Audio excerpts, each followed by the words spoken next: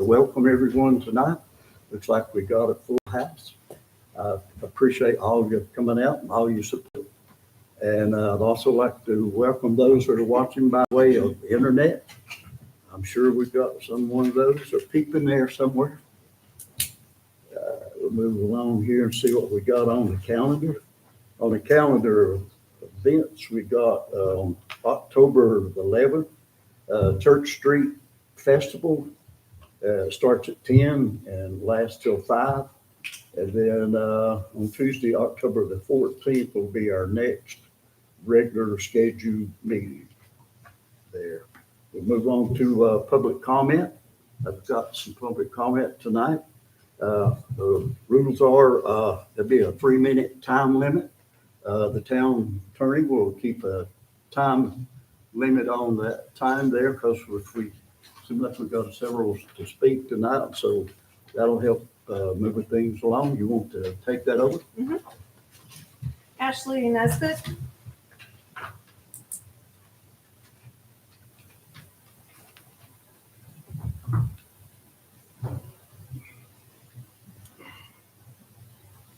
Go ahead. All right, good evening, members of the board. My name is Ashley Nesbitt. I am the director of softball for Mountain Little League, as well as a mother to 2 young athletes. According to Fortune 500, approximately 80 to 94% of women in senior executive roles play sports, with over half playing at the collegiate level. Playing sports is widely reported as an important factor in developing leadership skills that play a part in professional and financial success for women. Skills such as teamwork, resilience, self-confidence, integrity, discipline, communication, decision-making under pressure, and self-esteem are all learned through young girls' involvement in sports. Girls who play are 58% more likely to pursue graduate education and are far more likely to graduate college. Why are these figures and sports-related attributes important in this meeting? Well, you'll note that our local boys programs are funded by individual organizations. Those businesses in the community have really stepped up for our local boys to support, and their support will play a key role in their lives now and long term. But what about our girls? Who's stepping up for them? Surely this board would like to see all of our girls become successful members in our community. People live and work and provide for their families, and it's generational. My daughter's private softball coach stepped into a nearby community center 25 years ago to sign up to be a baseball coach. When he stepped in that building, he saw 50 men lined up to coach baseball, but not one person to coach a softball team. So he took a chance on girls. And for 20 years, he coached in the rec league. Now he's gone on to continue to coach individuals and help them on their journey. And that time, 100% of those girls have graduated from college. And over 40% of them are earning their postgraduate degrees. These are not some far-off statistic numbers. These are real girls in Western North Carolina. The women in our community are amazing, but the world is changing rapidly. Technology, increase in inflation, housing shortages, worker shortages, and declining population are all real scenarios that we're facing right now. Don't you want our girls to be ready for that? You may look at funding a ball field for a girl as too costly for a town that's already struggling with inflation and cost of living. How can we fund that when we have so many other areas that need funds? But my question is to you, how can we not fund our girls? How can we not fund them? Are they not that important to you? The numbers I quoted before are not made up. They are real numbers from Fortune 500 companies. 94% of women executives and 58% are more likely to pursue graduate degrees. Those are the numbers that are important. These are the girls who need this now so that they can give back to our community for future generations. You're not just funding a few girls, you're funding the future of this great community. These girls eventually will pay taxes in this community. And you're funding a legacy, your legacy. You're preparing the next generation of community leaders. These girls need you to step up now. The community needs you to step up now. What do you want your legacy to be? Thank you.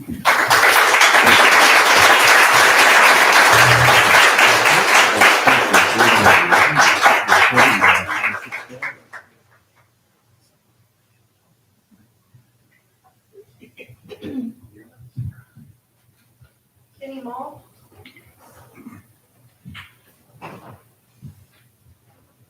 Good evening, everybody. I'm Kenny Mull. I've been involved in the Mountaineer Little League for 50-some years. And I just want to ask a few questions. Have any of you on the board been down and looked at the Dutch Fisher Field? I know the mayor has, and Mr. Heights has. I just wondered how many had went down there and looked. That field had the least damage of any field in our area. And yet here we sit. That is our Little League girls field, and we need to get that field ready. These consultant firms, we don't need that. We don't need this high price of going in there, turning the field around and paying all this big money to fix that field. If you go down there and look, the dugouts are intact. The press box, concession stand buildings are still intact. The picnic area is still intact. Everything is there but the fence. All we need is fence down there, backstop. Even the batting cage is still intact. We need to go down there, get the fence and the backstop put up, then till the infield, then drag it, and it's playable. We can have it for spring. We have to have it for spring for the girls. That's the only field they have. And if it's not ready by this spring, we're going to lose our girls' league, because thank goodness Canton last year let us go down there and practice. But the normal people don't have the time. They're not going to drive all the way to Canton to practice softball. So you're going to lose them. We need to get that field fixed. And it's not going to take that much. My recommendation is talk to Mackie McKay. Mackie's the master. If it wasn't for Mackie this year on the Tuscola baseball and softball field up there, they wouldn't have played there this spring. But by the time it was time to play, he had it looking like $1 million down there. And did you go by the Elks field after the flood? It was demolished. The fences were all gone. The dugouts, the blocks of the dugouts was in center field. The bleachers were in center field. Go look at it now. Have you looked at it lately? Go down there to the Elks and just drive around and park and look at that. I wouldn't hesitate to hold a district tournament down there now. It is absolutely beautiful. Mackie and Richie Cunningham, he's the president of the league. They took it on themselves to get that done, and it's absolutely beautiful. That's what we need to do on the girls' field. We need to get it ready. And that's my recommendation is you as a board, get together, let Mackie give you a price about what it would cost for him to work on that thing, and then turn him loose on it. Give him the okay, and he'll have that ready for spring. If we don't, like I said, we're going to lose our girls. So that's my recommendation. Thank you.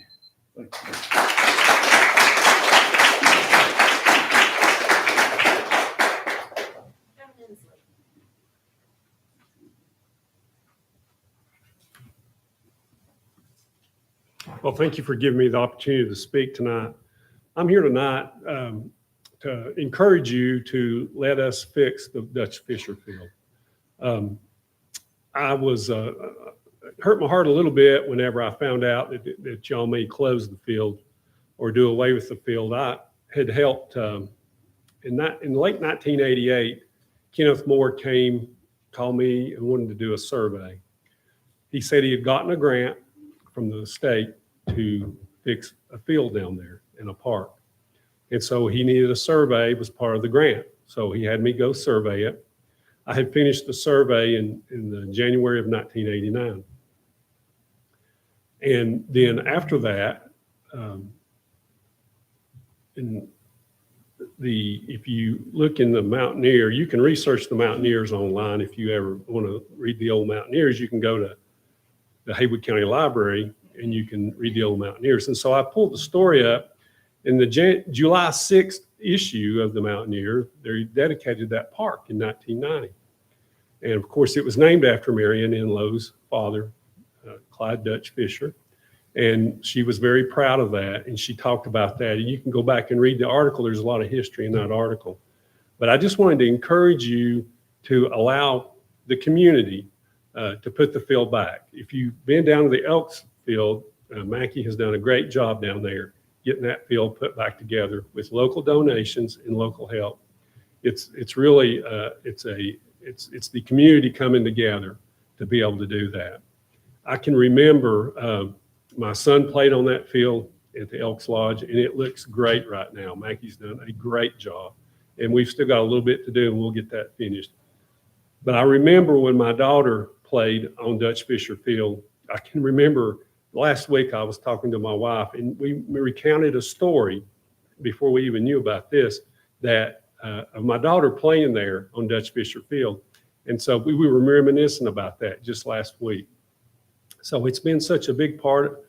It was a part of our family and our kids growing up. I can still remember Dee Parton. She was coaching my daughter's team at that time.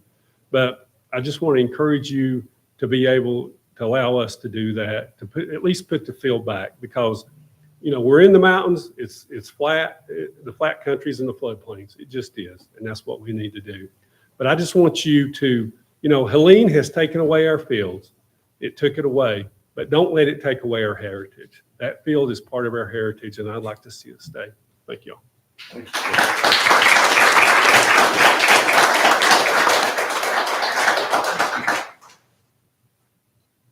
Ava Henson.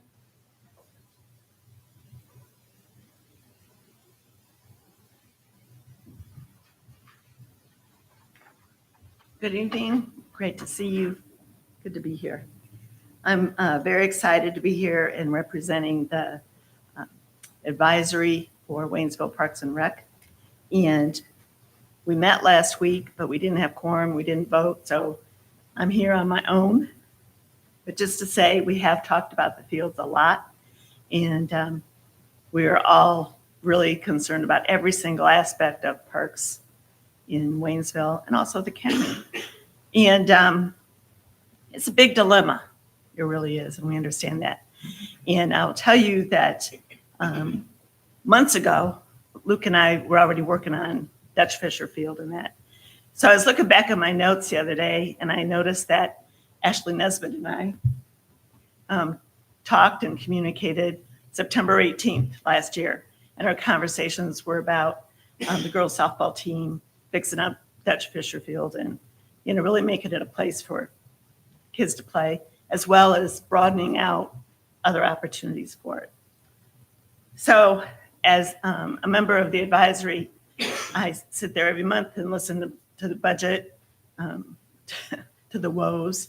And I've been real involved in another park, and we haven't even been able to come up with $20,000 for a fence for that park, even though we have a new basketball court for it. So it's not being used really. So there's a lot of challenges. And considering that, there is no doubt that the girls softball team is not only a legacy, it's vital to this community. And I think there's a lot of opportunity to expand and do more with that field. And I think we need support for that. And I also think there's a lot more opportunity for Rec Park as well as other parks. I'm really excited that we just got in the bids for a new master plan. The TDA gave us a nice $75,000 grant. We just had Rec Jam, and we raised some good money to support that. So your advisory commission is really working hard to make it work. And we really support the girls softball team. I just hope that we're all, I know it's a legacy and it's hard to decide what comes first, second, and third. But I really hope that we're all strategic, we're thoughtful, and that we're smart about the use of money, because there isn't a whole lot to go around. And I just want to mention that I think it's really important for every parent here and every young person here, and it's great to see a civics lesson in person, and to contact the state and federal representatives, because we need FEMA money. And I mean, everybody in Western North Carolina needs to get their FEMA money and make it right. And that's going to help it make it happen. And thank you, Ashley, for what you do. Thank you.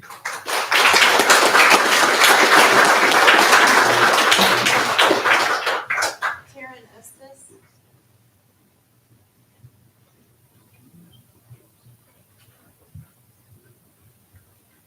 Hi, my name is Taryn Estes.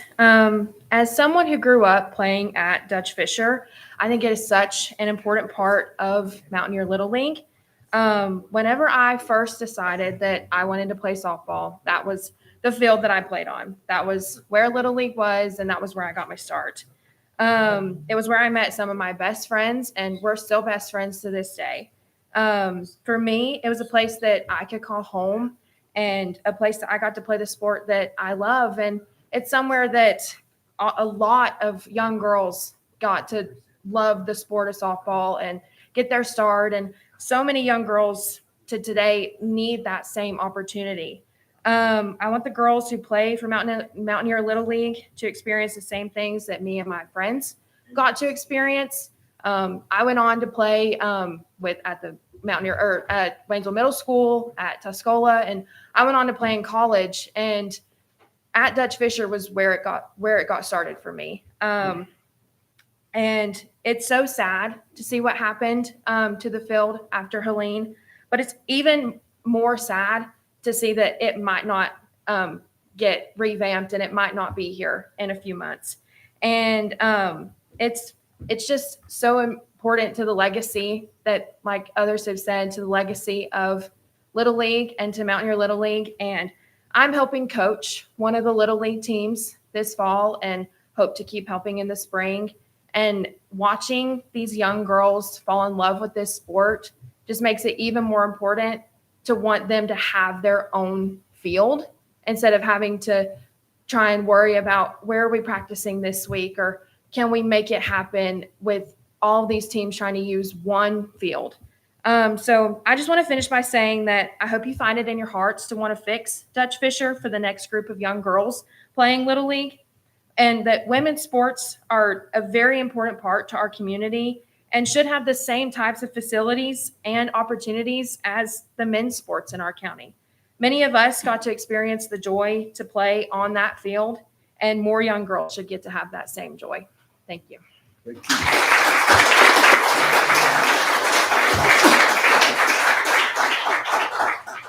Delaney Buchanan.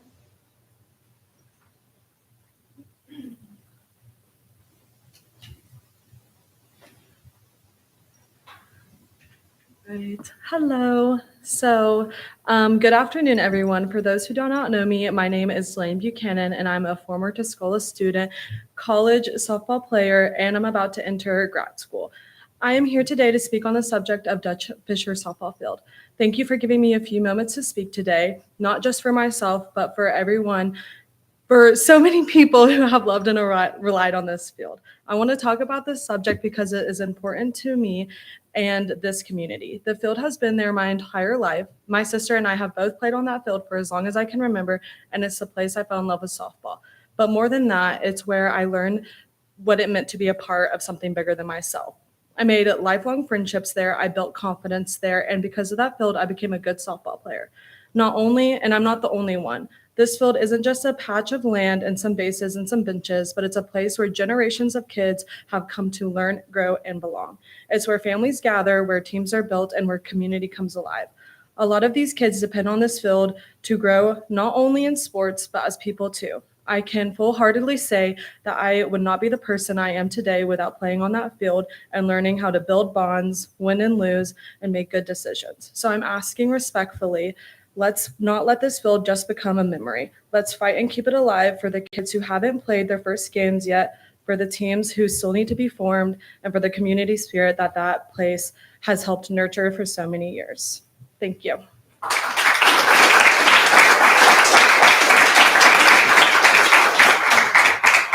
Rhonda Buchanan. I have a feeling that she's complete.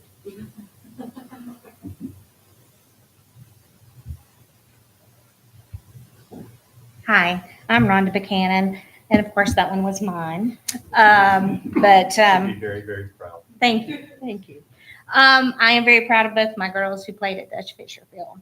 I'm a former member of the Mountaineer Little League Board, also former member, president of the Big T Club, and just want to reiterate what Ms. Nesbitt said earlier. It is so many statistics about these girls who learn sports, teamwork, and everything else, and how it just improves their lives. Again, both my daughters played there, so it's very important to us. That field is not just dirt and grass to us. It's where they learn to lead, communicate, to work as a team, and most importantly, where they found a sense of belonging in their community. It's part of the community.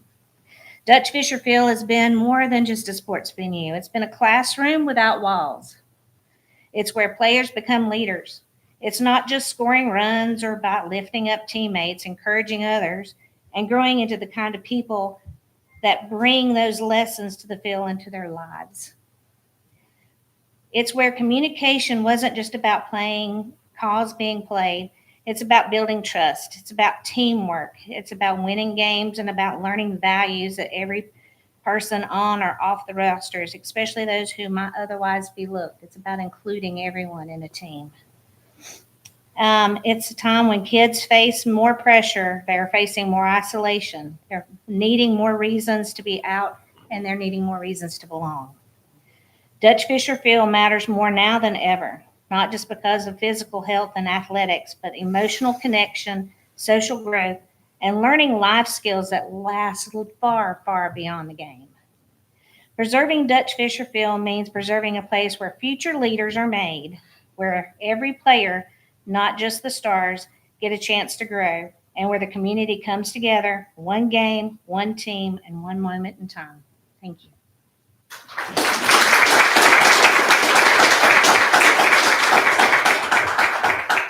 Mark Colbo.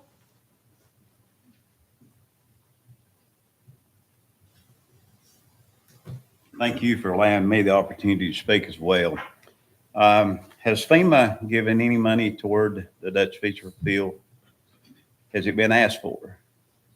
We can't ask for it until the improvements are complete. It's a reimbursement program. Okay. All FEMA events are reimbursement. We have to do the work first. So Okay. no. Well, in 1999, Ronnie Engel and I began coaching Little League softball. We was both on the board. We went in, worked on the field. We put the fence up. We put the top around it. We built the press boxes. We was proud to be able to have a softball team in Waynesville, North Carolina. Kenton has always been better on their fields than we are. I don't understand that. Why that Waynesville can't invest in our children, invest in a softball field where they could play. But we did the work on it. Don't regret it a bit. I had a daughter that played there. She got killed at 11-year-old, went to be with the Lord. And then later on, we had another daughter, 2011. She went back and played. She played there as well. We coached, Alan Setzer and myself coached there. Was very proud to be able to go back and play there. She's now in Milligan University playing softball. And a lot of girls have went on to play softball. You're looking at the feeder team for Tuscola High School. If you care about our high school, you will fix Dutch Fisher Field and make it possible for us to be able to have children and our grandchildren to be able to play there as well. I want to suggest to you for the town of Waynesville to get together, come up with the money to fix Dutch Fisher Field. It should not be up to the people to do that. It ought to be up to the town to fix that for us to have a place to play. It is the only softball field in the town of Waynesville that girls can play on because the others are tied up.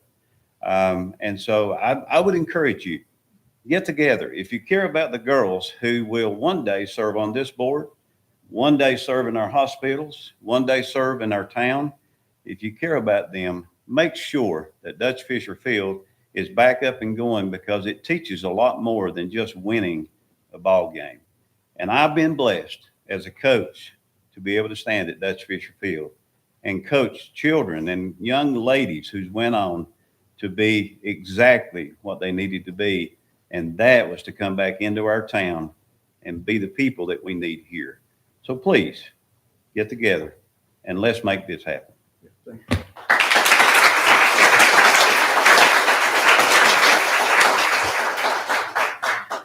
Mayor, can I ask a question? I'm a little bit confused and really appreciate all the input, but we are not talking about closing Dutch Fisher.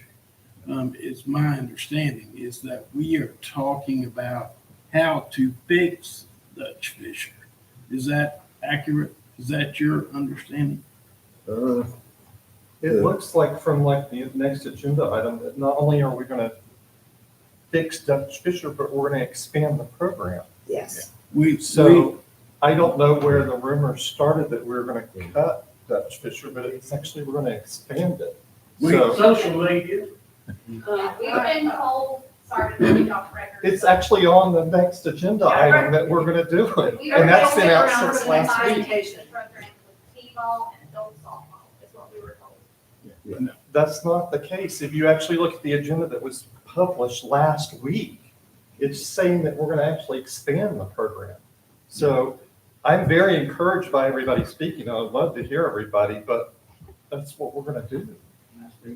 I still, I'd love to hear We everybody. have two more public comment Perfect. cards. Perfect. I just wanted to clarify because if the concern was, and it seems to be that this, the folks here tonight were thinking that we were going to close Dutch Fisher. And that was never my understanding. It was how to fix Dutch Fisher was the real question. Yes. So, But I love hearing how important It's it been is. 365 days since the last time we have stepped foot Little League on that field. So we would watch the timeline. Oh, absolutely. And that's on the next agenda item as well. And I said one thing. sure. The reason we keep saying girls softball field down here is because when we built that field, Mackey, he laid out the field and worked on the field. I went around to all the residents around and asked them their opinion on putting the ball field in. And the general consensus was as long as it's for girls softball, that's the reason we did it. Because of foul balls hitting cars and houses and stuff, you don't have that for girls. And that's why we keep saying girls softball field, and that's what it's supposed to be. Not making bigger field, play baseball on it. That's not what that's not what. I would encourage usually in public comment, people get up and leave after we've had public comment. I would really encourage everybody to stay for the next agenda item. Yeah. Please. Yeah. Please. okay, and please allow the girls to, I love hearing how important softball is to girls. yeah. So continue with the public here. Tyler Beamer. I love hearing these stories. Good evening. My name's Tyler Beamer. My daughter has played Mountaineer Little League softball for the past 4 years, playing in both fall and spring ball. And it's been such a wonderful experience for my family. Through playing in the league, my daughter has learned about teamwork, accountability, responsibility, the value of helping other people, the benefits of hard work, determination, and resiliency. My daughter will carry these lessons learned in the league with her throughout her future endeavors. And I sincerely thank the coaches and the volunteers who have helped her along the way. Mountaineer Little League is not just molding softball players, it's molding future leaders of this community. To do the best job possible and to reach the most children possible, it needs a home. We had a home in Dutch Fisher until Hurricane Helene unfortunately caused massive damage to the field. A year removed from the storm, and not much has changed. We're making do with the cards we've been dealt, but it's not an ideal situation. Practicing and playing at the middle school caused us numerous scheduling conflicts at a field that's already used by numerous other Little League teams, such as the football team, cheerleading, and then, of course, middle school softball and track also use it. I urge you to put money towards rebuilding Dutch Fisher for the Mountaineer Little League softball. Haywood County is severely lacking in sports facilities compared to neighboring counties. We see it every time we go to tournaments. It would be nice to see the same level of support for the children who live in this community. Time is of the essence. We've been waiting patiently for a year, but as you know, time is priceless. Once it's gone, it cannot be retrieved. Progress needs to be made. Otherwise, our league will not meet its full potential. Investing in our children is an investment in the future, as they are the ones who will shape the world to come. Please consider investing in the children of this county by supporting the rehabilitation of the Dutch Fisher Sports Complex for the Mountaineer Softball League. Thank you for your time. Thank you.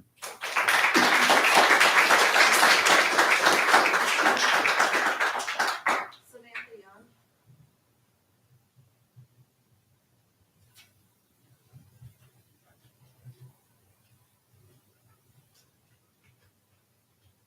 Hello, my name is Samantha Young. I am a teacher at Tuscola High School.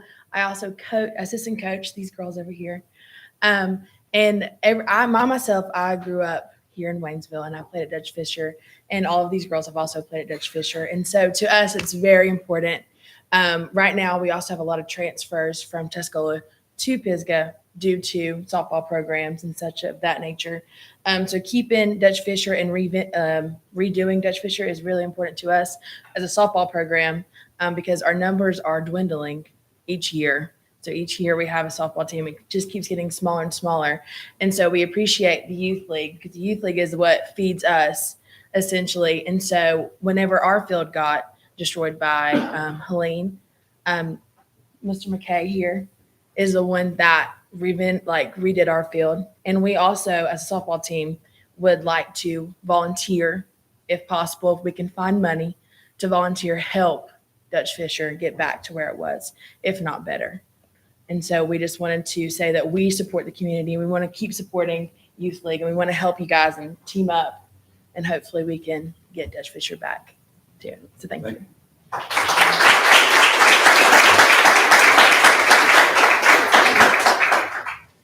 Thank you all.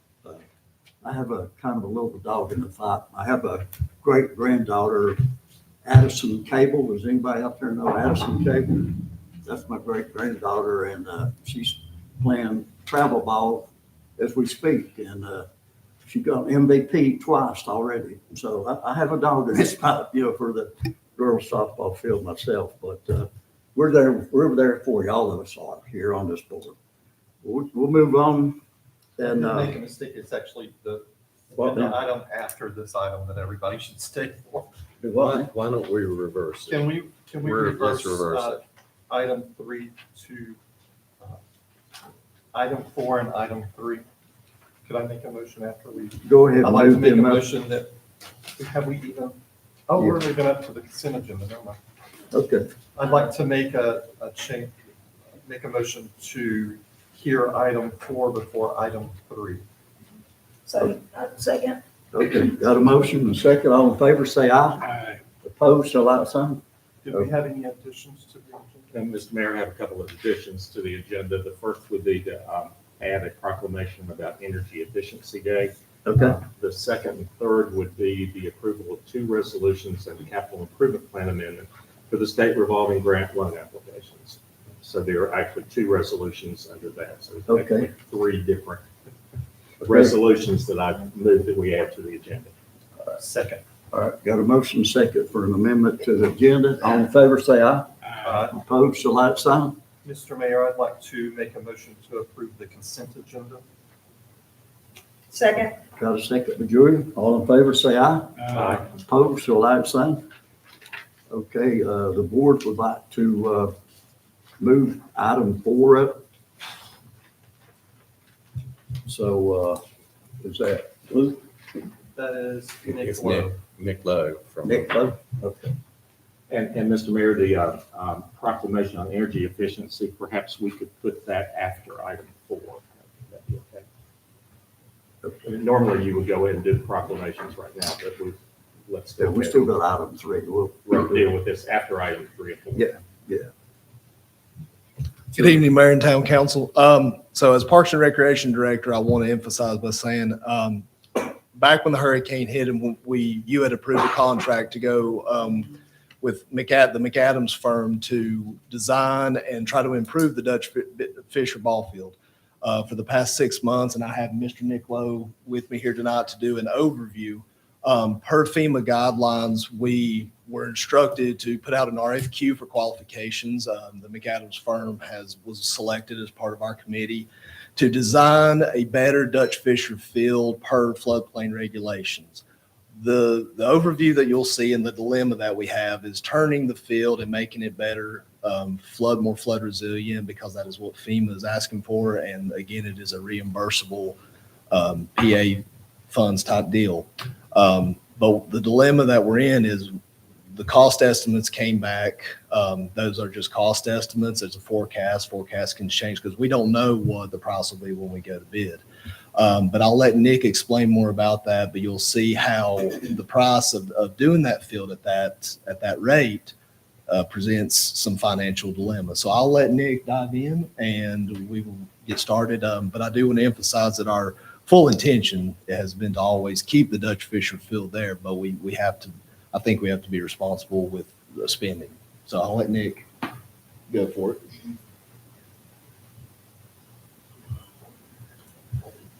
So I'm Nicola McAdams. I'm the project manager for the design Just a team. second. Oh, I'm sorry. Girls, you want to step around this side here so you can see? They're not able to see. You can stand on this wall over here. You're a lot younger than me. They got an interest in it. Yeah. Anyone else who cannot see, but you're welcome to come over here and stand. Okay. So Nicola, glad to be here to show our vision for both softball field renovations. We've been working with McMillan Pasden Smith out of Asheville. They're our architect, and with Fit Fields, and they do softball and baseball fields all over North and South Carolina. So part of the agenda, I want to talk about Dutch Fisher Field renovation. Like Luke said, with both of these renovations, we walked the sites with FEMA and talked with them about, how can we make these fields resilient for the next 50 years so this doesn't happen again. And so we talked through a lot of different things of structures that need to come down and how we need to rebuild those structures and how we need to rebuild those fields so they can be floodable and not be destroyed again to the best of our ability. So that was the focus on both of these plans, was to figure out resiliency, but then build a field that's playable, that meets the needs into the next 50 years. So we'll talk about Dutch Fisher first. The reason why I put this up is it's probably the field that's in the most way of flooding again because it's in between two creeks. And if you see to the left-hand side, I know you're all familiar with the shelter and the restroom. The restroom has been condemned and needs to be rebuilt. So that's part of the plan here, but then also trying to move all these structures out of the floodway because the floodway is the biggest part of the stream that will flood and can wash things down. So we want to keep most of our most expensive infrastructure out of that floodway. And the floodway is a line that's hatched crossways in squares to the left. So basically most of the buildings on the site are in that. So we're trying to protect everything that we're putting back in. So I'm just going to talk to this in pictures. The things we're looking at doing, the reason we wanted to rotate the field is to try to put our structures we need to protect the most to plan north, so the top of the screen. So the restroom and concessions, press box or scores table, also moving the dugouts away from traffic. One thing that comes with a field renovation and any renovation after a certain amount of years is you're beholden to the new codes. So you have to get fire access, you have to get parking and meet all accessibility requirements and all those sorts of things. So looking at the plan, you can see there's added bleachers, new dugouts. They're the same type of version that's there. All new lighting, new fencing. You can see to the south, netting to keep balls outside of the neighbors. This is a 200-foot field. This has been made for girls softball. The links are all even the baselines are specifically girls softball. If you see the creek to the right, the reason why we show that is we want to use that creek as a release valve. So the next time it floods, we're creating a larger floodplain for water to get out that way. So hopefully it doesn't rush and sit on the site. And then really the most difficult part of the site was improving the parking. So trying to create more parking that's out of that floodway, but is getting as many spaces as possible with possibility to expand into the grass. And these are just some images of the field.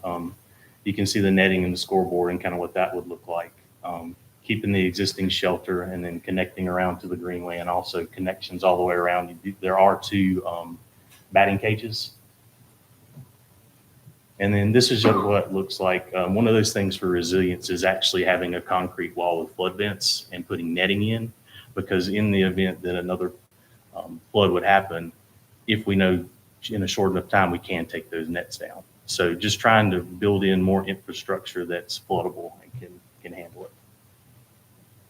And then just another view from the field. You can see the concession stands and restroom we combined and tried to make it a place where you could hang out and watch the game. So people are closer up to the action to get more of that family atmosphere.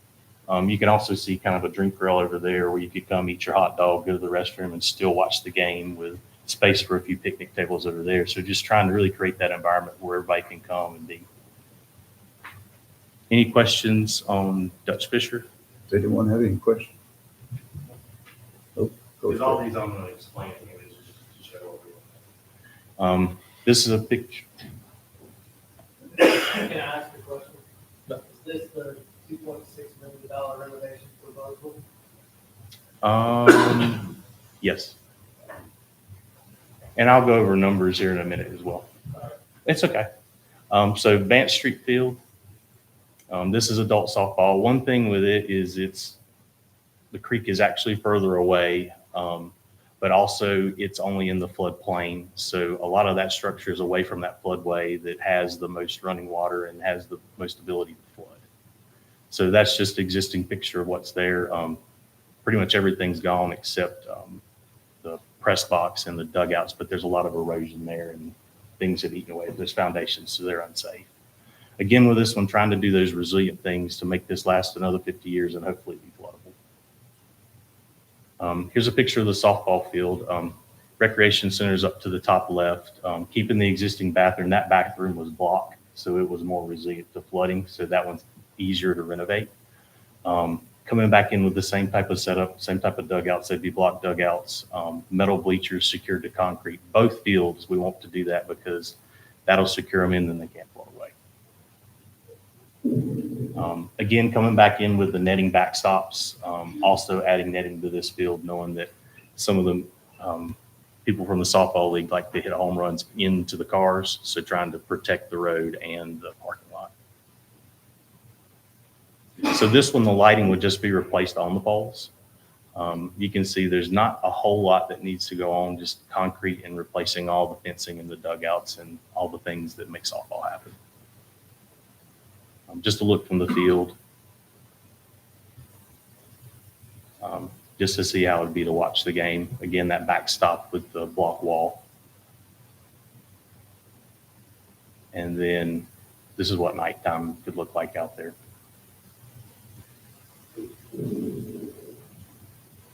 So one big component of this whole project is trying to get FEMA to reimburse for these things. Rob, I know you wanted to say a little bit of something about how coordination with FEMA has gone.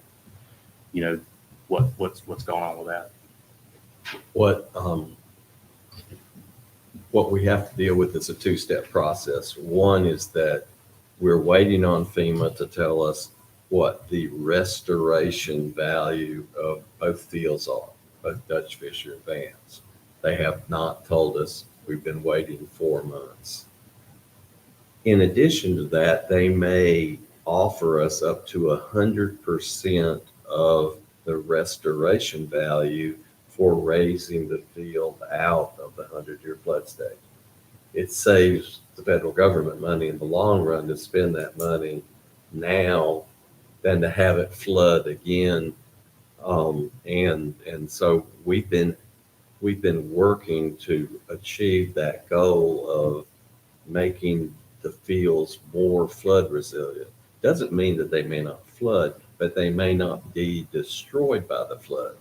And so that's where we are right now. It's trying to reach those two goals: one, to restore the field, and two, to make it flood resilient. And that's what these pictures are from. We actually walked the sites with all of them and helped them to document what was lost so they could accurately put down, things that needed to be built back correctly. So project costs. So Dutch Fisher Field, it's actually 3.1 million. And at this phase, we put a lot of contingency on that because the bidding climate could go up or down. And so we just don't know what thing is going to be the next hard thing to find or what contractors are going to put on projects. But then the things you get with Dutch Fisher, new restroom and concession stand, that would be a block building construction. Parking, greenway connection, stream restoration to help alleviate some of that flooding. Ball field renovations, bleachers, dugouts, press box, batting cages, field drainage. That's a big part of that too, is there's drainage you can put underneath that field to drain the water out more quickly. And it also helps with playability as well after it rains. So putting that type of drainage system to help out. Also the fencing and the netting, mentioned that. And then of course, rotating the field to protect some of the most valuable items on the field. We'd have to do all new light poles and lights. And then of course, ADA connections. Vance Street Field, it has more things still intact that are part of what you need to play on the field or having the restrooms and things. So the total cost of it would be 2.2. Bleachers, dugouts, press box, field drainage, fence and netting, lighting, scoreboard, and ADA connections. So some of the things coming from Dutch Fisher that aren't on Vance that are making the price go up are a new restroom and concessions, that drainage, and then restoring that stream, and then also some other things to bring it up to code for some accessibility for fire trucks. So total project cost will be $5.4 million if you do both projects together. And that's what our professional cost estimators have come up with. And these guys are actually looking at numbers from recent bids, and that's all they do. So, looking at costs, so, we understand, the town could be on the hook for all of this. So what would be some measures if there's a certain budget we need to hit or things we need to cut? So just looking at Vance Street, to cut the cost down, you take the press box out, take out half of the field drainage, not as much as we'd like, but we'd have some. You take out new lighting poles, and actually there's some things that maybe the town could possibly do in-house or in accordance with Musco. So also there could be a new field location. So we did look at, what is a place that wouldn't flood? What is a place we could build a field, another softball field? And there's another place that already has infrastructure. Looking down the road at the dog park, there actually used to be a field there. Could we put a softball field there at a lower cost, get it done quicker? But then also you already have all the infrastructure of a restroom or storage stream to the right, and parking, also a playground. But one thing that we have noted with this one, this area didn't flood as bad.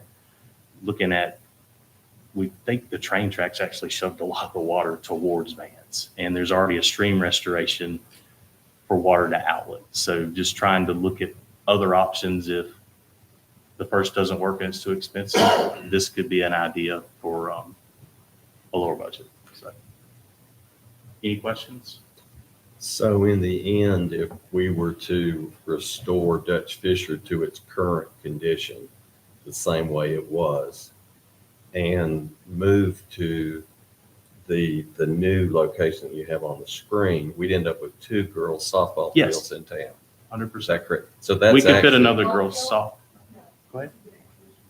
Yes, we could fit. That is the template we used for Dutch Fisher. We just took it and put it on that. Yeah, so that's a 200-foot field. Yes, it is. With all the bells and so all we need to do is really add lighting.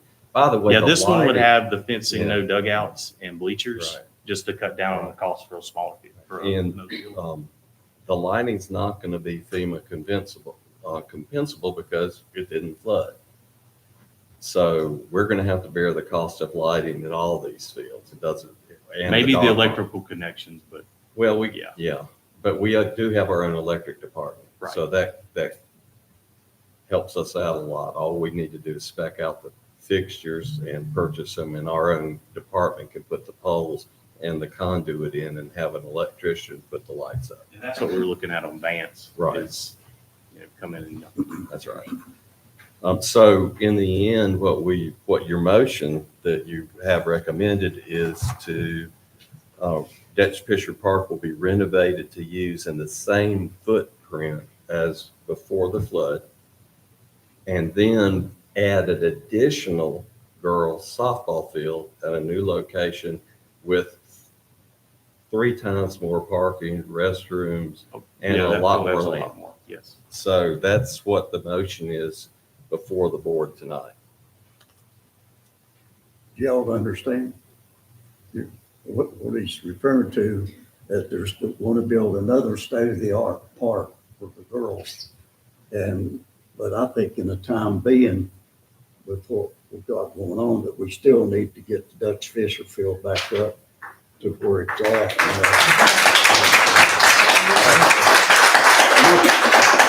That's what our second presentation is Mackey's going to do a presentation on that, what it would take to do restoration back to where it was at, and hopefully while you're all here, hopefully get a lot of volunteers, a whole lot of volunteers for that field, to bring it back to where it was at, so I didn't want you to run out of the room without asking you to be volunteers, so. Now, we're starting to get reimbursed from FEMA, hopefully. For Dutch Fisher. Yeah. We'll submit it. I'm not sure what they'll do. Due to the fact we're not making any improvements that raise it above the flood level. But if you get volunteers to do the field down there, you're not looking at asking FEMA to reimburse them. The fence and the dugout will be about $100,000, and the lights. Okay. Yeah, we'll have to absorb. Yeah, we got to do fencing. I forgot about that. The fencing still has to be fixed, I would encourage everyone in the room to call the federal government, to FEMA. We have found out that whenever they say money is committed, it doesn't mean it's actually out the door. It just means that it's somewhere along the line, and it has to go through 2 or 3 other hoops before it gets to us. The county, Kevin can attest to this. So once it gets to a certain person's desk, it can take up to 120 more days before it's out the door, because that person has to sign off on everything over $100,000. So I would definitely encourage you to contact Senator Budd's office, Senator Tillis's office, contact Chuck Edwards' office, and Tim Moore's office to let them know that we're looking for a solution on having one person sign off on all FEMA reimbursements over $100,000. Because trust me, we've been wanting to get this done, but we have been jumping through red tape after red tape. And there's no blame except that there's lots of red tape that's out of our control. You left something out. Actually, he went to DC last week himself and met with these folks down there trying to get that money. Anthony, on his own, went to DC. So we thank you for that. I forgot and left that out earlier, but we thank you for your effort of going there and trying to do that. It's called Tillis and Budd. They will understand. I also want to mention next month, I think you'll be pleased because with the help of even our advisory commission. Pull that mic up a little bit. We can't hear you. Sorry, sir. With the help of our advisory commission and EVA, we have been looking at grants the best we can to pull in money because we know it takes money up front in order to be reimbursed in order to get these projects done. So I know Dick's Sporting Goods will be presenting at the next meeting a $50,000 check toward Dutch Fisher Field. So I do know we have that. Good.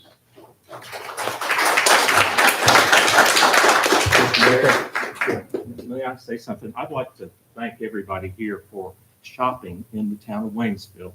The sales tax that the stores in the town of Waynesville collect help the town of Waynesville. We get some of that money.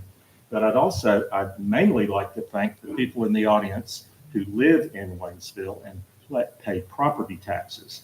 The town of Waynesville is a smaller entity than the county, which uses our recreation facilities. And in fact, 80% of the folks who use our recreation facilities do not live in the town of Waynesville. So the town of Waynesville, people who are paying taxes are subsidizing these efforts. So please thank the people that pay taxes in the town of Waynesville. And again, of course, Kevin, I saw you realize what I was saying, which was I always encourage the county to put more money into the recreational facilities that we use. Again, it is a big burden, and we are happy to do that with the town. We want to provide recreation for our town residents and for the county, but just realizing it's a big burden on the residents of the town of Waynesville. Our recreation department, we spend it costs us over $2 million a year to run our recreation department. That's after the fees that come in. So that is something that the town of Waynesville residents are paying. That's several cents on the tax dollar that each tax each resident who owns property is paying on property taxes. So anyway, thank you, town residents, for helping support all these activities. Julia, you have anything to add to his?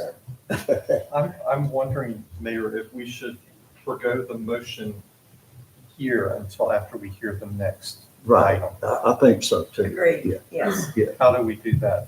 Yeah. yeah, I agree. So Madam you Attorney. can, Make a motion to continue. No, you don't want to do that because Move on. Then it'll be the next. Well, just we're not move coming on to the next item, accept that information, and then you can make both motions at the same time. Yeah, Because okay. it's still a pending matter as a part Still of the pending. meeting. Okay, all right. Girls, you may be seated. Our next presentation, and thank you guys for your presentation. Our next presentation is Mackie McKay, one of our most valuable softball, baseball folks in this community. Has Jay for I don't know, since I was, well, you're a little older than I am. Said he's been around a while, and his heart has been dedicated to kids in this Haywood County, not just Waynesville, but Haywood County. Take it away. Thanks. I'm Mackie McKay, and I'm here with this group of parents and kids and officials from the Mountaineer Little League and concerned citizens. And we want to talk about the Dutch Fisher Park, Dutch Fisher softball field. I want to add a little bit to the big picture. First of all, we've had a lot of information about the value of the softball field. But just to give you a little more, for the first time, the Department of Health and Human Services has endorsed a plan for youth sports. That plan is called a 63 by 30 program. The goal of the program is to increase the participation in youth sports by roughly 20% by the year 2030. The reason for that is that research shows that children who participate in sports live on average 1 year longer than people who don't. What that means is that there would be 1.7 million fewer cases of obesity in our children. There would be 147,000 fewer cases of diabetes, and there would be 60,000 less cases of cancer. Sir, could you tell me that plan again? It's a 63 by 30 sports youth program. I believe they've removed it from their website. But Yeah. As they've done a lot of items. Yeah. It's no longer on the website. If we were able to accomplish that goal, it would mean $80 billion to the U.S. economy. In order to accomplish that, everybody has to have a role. Parents have to encourage their kids to play, and especially take an active role after they're 11 years old.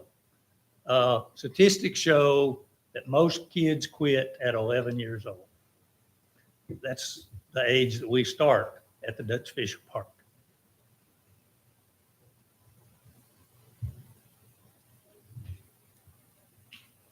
The role of the league officials is to implement meaningful programs that children enjoy and they get something out of it.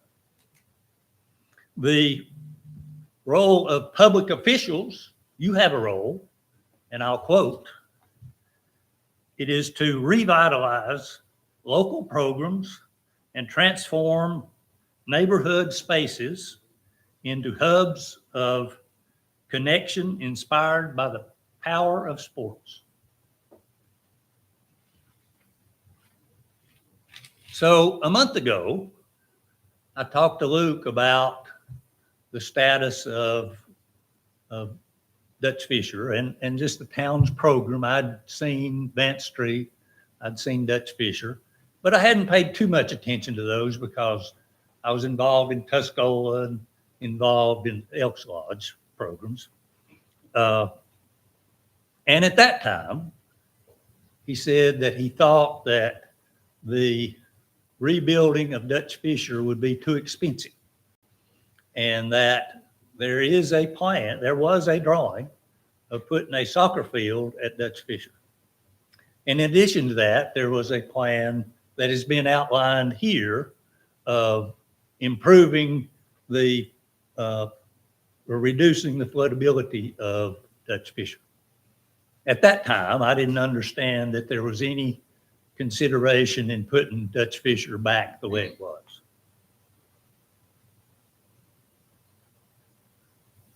So I asked him, we talked about what the reasons for that thought was. The number one reason was that it appeared that to build the field per FEMA regulations was just too expensive, and he wouldn't bring that to the board. I've read the FEMA handbook. It seems to be fairly straightforward, but it appears that FEMA regulations come out of the air, and I haven't been able to come to any real conclusion about that.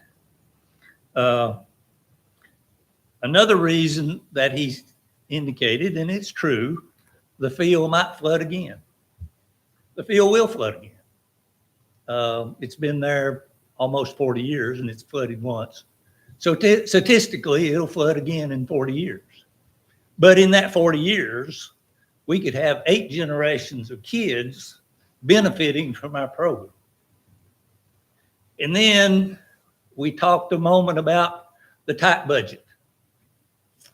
In my mind, and in the view of the Mountaineer Little League, tight budget is a fact, but it's not a reason. The Little League has been here about 70 years. Every one of those 70 years, there was a tight budget. And every one of those years, Little League Mountaineer Little League put teams on the field.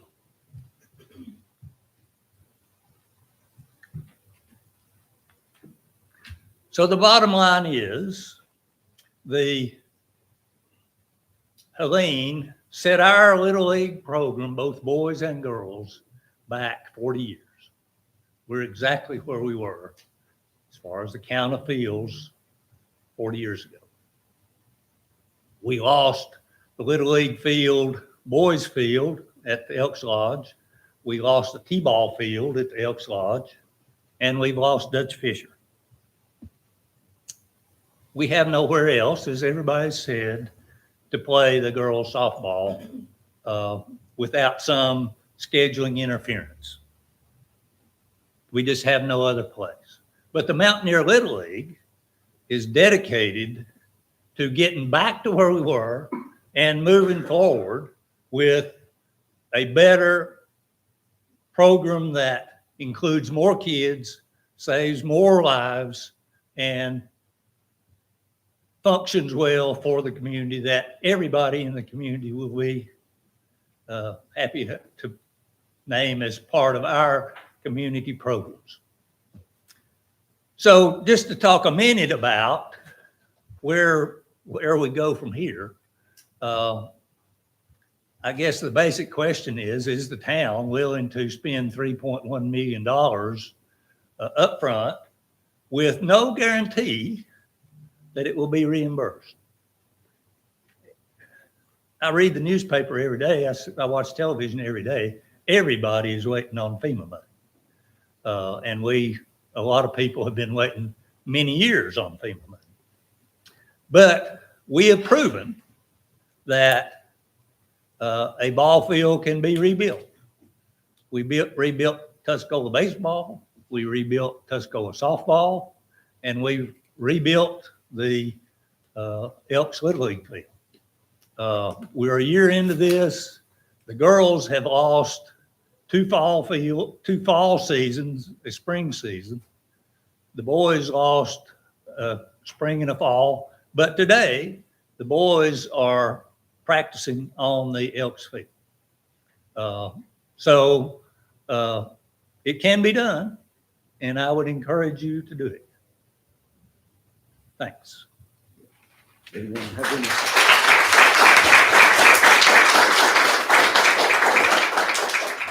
Anyone have any questions for Mackie or while he was speaking there? Mackie, do you think that you could get a group of your guys in the Little League and volunteers to get that field back up in operation, so these girls will have a place to play before we get all this worked out? I would say this, it's hard work. I know. And it takes money. It's not a free thing. Right. But I'm not been in charge of the budget at the Elks Lodge. Yeah. But I know the Elks Lodge hadn't spent anything there. And the Little League went out and got donations, probably in the range of $150,000, and we built the field. Yeah. And there's some, we thought about how do we make the field more flood resilient. There's some good ideas in the pictures here that certainly need to be done. I've not seen any pictures of the flood level at Dutch Fisher. I don't think that the flood level there was as deep as the Elks Lodge. Yeah. Water was about 2 feet deep in the Elks Lodge. Tuscola was about 30 inches deep. I'm thinking that Dutch Fisher was about a foot deep. I think we actually had pictures that were presented to us that it was much higher than that. The picture. Yeah. I can't remember. We've Yeah. seen so many flood pictures. Yeah, I looked for flood levels on the buildings and I couldn't see, so I don't know. Yeah. But certainly Dutch Fisher didn't have as much damage as other people. Yeah. We know that the new fence is $60,000. Yeah. We just bought one. And there are expenses, but Yeah. so I far people have been willing to Yeah. donate to Little League project. Do you think you could take Richie? I know Richie's here somewhere. I've seen him. Could you two guys, put together what it would take, to restore the field back? And I've talked with our town manager last week? And Luke's already talked about getting a $50,000 grant. So there's a lot of it there that we could put the fence back up. The town could put the fence back up. You And, can work on the and- lights. and put put the the- lights back up. and put the fence back up between the neighborhood there where people's traveling through. But we could, the town could do that. If you could, work out, about some of the other there, Just from our previous projects, we know that it takes $30,000-$40,000 to rebuild the infield. Yeah. I hadn't paid that much attention to the outfield, but when I look at all these storm projects, the most damage, of course, the fences. Yeah. And the dirt. Right. Grass survives pretty well Yeah. in all of these floods. Yeah. We just have to do what it takes. Don't we have at least a ballpark figure to restore Dutch Fisher to what it was before? We don't. I thought you indicated $350,000. No, that's for the That's new the field. new, Oh, that's moving Dutch Fisher to the Vance Park, Vance Street where we Park. already have a field that Yeah. didn't flood very much. Gotcha. It already has restrooms and parking, and Yeah. so we'll need fences and lights essentially. So to me, it comes down to which can we do the quickest? We can't afford to lose another season for Yeah. these young ladies, correct? Right. And so, personally, I think Dutch Fisher is important for a whole slew of reasons above and beyond the softball aspect of it, it's part of our history. And so I would love to see Dutch Fisher restored regardless. But the question becomes is, in my mind, is which can we do the quickest to get them back playing softball before next spring? If we have a volunteer effort and don't have to write specifications and send it out to bid and possibly rebid and contract, the volunteer effort would be faster. I would To suggest do that we try Dutch both at Fisher. the same time and see who finishes first. Yeah. And that's just, So, can I go ahead and make a motion to accept the presentation for information so we can go on to the next? Second. It was just information. It's just information. Information. that This was Mr. Mr. McKay's presentation. We have to accept the That's presentation. item number 3 on our agenda. Item 4, but. Well, that was 3 again. okay. Yes. I got a motion and a second to accept the presentation from And I got a Mackie second. McKay. All in favor, say aye. Aye. Opposed, shall like sign. Now we can start talking about the. Okay. Mackie, can you put together, some figures, what it would take yourself by putting that field back? And Richie get, Cunningham is the numbers man, but we can do it. okay, and get back with us and let us know what that would be. And then we can definitely go from there. Everybody happy with that? Well, We're not gonna lose Dutch Fisher Field. We're gonna the other field may, I'm all in favor of getting Dutch Fisher back, but to get you guys going again, it might be that the other field might be built first. Does everyone understand that? That we're not going to get rid of it, but I want to get the girls softball going faster, so it may be that the Vance Street may get built before Dutch Fisher. I doubt that. But you never know. These guys right here will have that field back up and going We have always in 2 learned that everything is possible. in 2 to 3 months. Yeah. Could I ask a question? Yeah, just step back up there. I don't know much about the Vance Street field, but it was my understanding that that is presently a T-ball field. It's going to be Yes. converted to a girls softball field. But we don't gain anything by that because then we're looking for a It's T-ball not field. actually a field at the moment, is it? In the Yeah. corner. Yeah, but my understanding is you can play both. You can play both. You can play T-ball on the softball field. Yeah, but see, we have a T-ball program and we have a softball program. Both need fields because we lost a T-ball field. So you're then making us compete with T-ball and vice versa. But the T-ball, But you'll be able to have a place where you can actually play while other things, if something Then happens to one or they the other. currently have T-ball playing on grass at Main Street. Yeah. And then you're making other younger T-ball kids play in the outfield. Yeah. So there's 3 teams playing at one time. Yeah. That aren't even on current fields. So I think that's ridiculous. We're not opposed to improving any field. Yeah. Historically, our fields are substandard. Tell the truth. Yeah. But just converting a field for another use doesn't really help our program. We need both of those fields.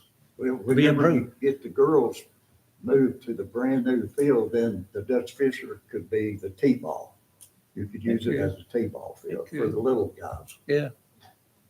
The thing is, we can't generate land and we can't generate $3 Yeah. million because believe it or not, we're $3 million in the hole for water, Yeah. which we have to get our water. But I know where it's coming from, but see, I know. Elks lost the T-ball field. Right. And this would be losing the T-ball field. So once you get the nice, beautiful field built for the girls, then the Dutch Fisher could become the T-ball field for the little guys. Generally, on the T-ball, you've got 9 or 10 teams. Yeah. That means you have to have a field of their own. Then you're gonna have to start talking to your neighbor there. The county's got all the land out in the county. We run out of land. If our issue is money, then why would we spend money to rebuild a new field when we've got community members who want to redo it? But we have to do 2. So the proposal that was put forward, we've actually seen 3 different softball fields. Right. The Dutch Fisher Field, the field that's at the rec park right now that's traditionally been used as an adult softball field. Right. And then the T-ball field, which was an additional proposal for an alternate instead of Dutch Fisher. The way I understood it is the adult softball field at the rec center right now would cost less, the infrastructure is there, is stronger. It's their opposition to putting the effort forth to restore that with the primary girls softball field until Dutch Fisher can have its renovations done as well. Then you don't lose the T-ball field for the boys. Because that's the only place those boys have to do other than the Elks Lounge. Yeah. And just like they pointed out, there's 9 or 10 of those T-ball fields. They can't all play on one field. Yeah. So you've got the space already. You have the infrastructure at the adult softball league, the adult softball field. That sounds to me like if we're gonna put effort and put money towards something, there's less money that would have to be put towards the adult field to make it into a girls softball field. We're not gonna lose Dutch Fisher. It's not gonna turn into a soccer field. It's going to be a softball field. It just may take a little longer to restore that. That's a whole question for Luke. Yeah, We're not experts on That's how, baseball fields. that's, Sorry, yeah, Luke. Lou. Okay. I am so sorry to put you on the spot, Luke. I think the whole goal, yes, to provide softball because that is the most immediate need. We already have T-ball, but the exploration would be how could we schedule T-ball and softball to maybe use one field? Because we don't, if we did Vance Field, we would have to multi-purpose some of these fields in a way to help out all the kids. So I guess that's what we could explore and trying to make it multi-purpose. I'm sorry I'm being so vocal, but my kids play youth sports. My son plays soccer, football. My daughter's been able to play the Dutch Fisher. She plays the Costola now. I have never seen an adult game go on at the same time where we can't schedule something around that adult softball field. That's what he was saying, trying to make it multi. Yeah, try to make it multi-use and try to make it schedule to where it meets all the age group needs because we Adults around here will go somewhere else and play at another field to let a youth league team play on that field instead. yeah, it would be. If you build it, they will come. Yeah, our goal, our vision and mission in Parks and Rec is to make sure that we meet the goals of all age groups. So it becomes a logistical challenge, what we can do, but we have to make sure that the baselines are accurately measured out, the outfields. We just have to make it, they're not making any more land. They're not, we only have so much to work with. So if we wind up with Dutch Fisher being the softball field, we can keep that if that's something the board approves to do. Then we go to the new field idea, which could be multi-purpose use. It just comes into a scheduling. I think I've talked to Richie many times about how can we position ourselves to give precedence to Mountaineer Little League, make sure that those needs are met. That's our goal. It's just the challenge of funding and trying to then, once we get it done, how can we schedule the needs of these teams? So I think that's what's, but right now, I think we need to explore how can we multi-purpose these fields? Because we do know we in recreation, we get it from all sides. We get it from adults, children, everybody, but we want to make sure that we have a solution that meets everybody's needs. And certainly the children, they don't have as much of a voice, so we want to make sure we are their voices. With the multi-purpose, you touched on it just a little bit. At each age, at each group, you've got a different mound, you've got a different pace. So, I mean, there's constantly going to be a rotation of, with T-ball, you really don't have a mound per se.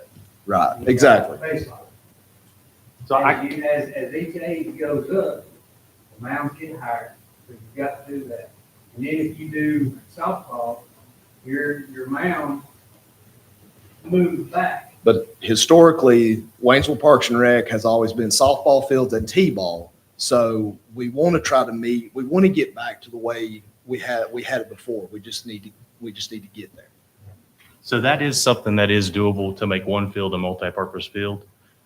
We can actually put in stops for the bases that are at the different lines. And, well, can I finish talking, please? I understand that, but I'm saying it is possible to have movable bases. We do it all the time where I'm from, but you schedule it, but you can have movable mounds as well. You can make it multi-purpose, like you said, until you get somewhere else.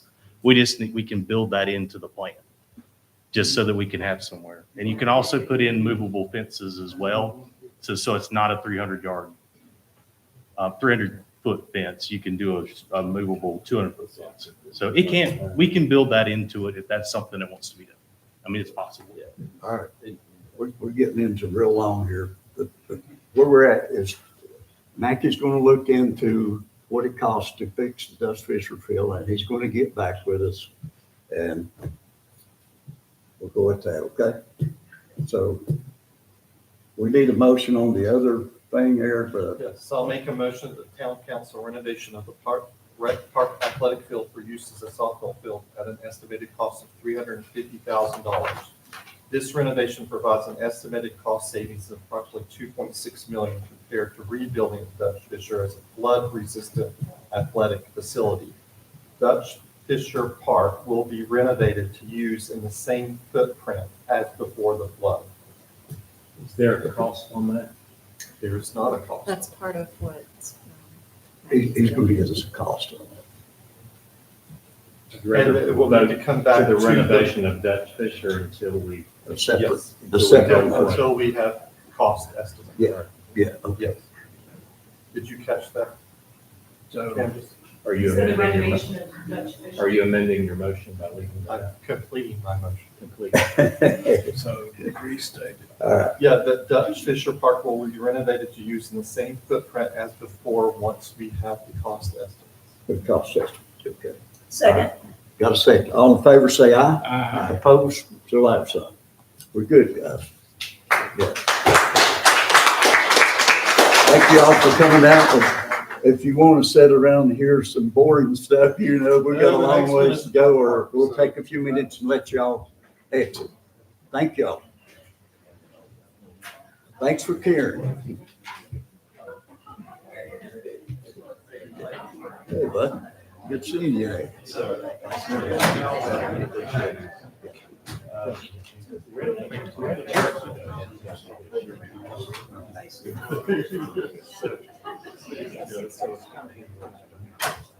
Oh, I know. That's why we suggested the new field. Is so large.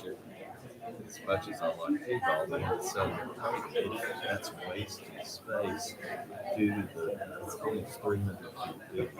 And you, I mean, having Dutch Fisher, that's perfect. But if T-ball is much more suited to Dutch Fisher in terms of use of land than where it is now, where you're using this much and you've got this much land. It's actually. I'd love to see some tournaments. My granddaughter was traveling to South Carolina, Johnson City, Knoxville, played travel. Oh, yeah. Plus you're staying in motels, spending money on the streets. We appreciate your thoughts. Yeah, we like that type of talk. Appreciate your thoughts. I do. I have a daughter who plays with Addison. Addison, Yeah. she's a player, isn't she? She is, yeah, on the travel here, and then I have a 7-year-old son. who plays You too, baby girl. Thank you.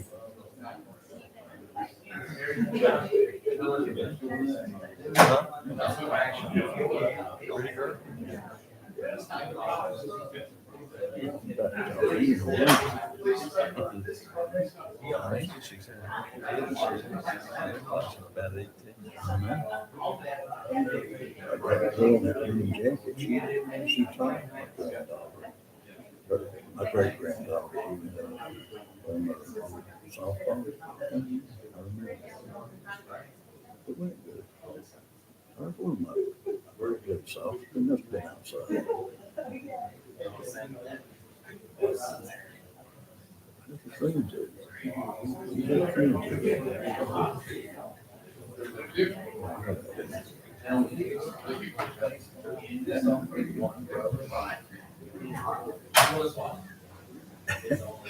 Getting stiff, Candace.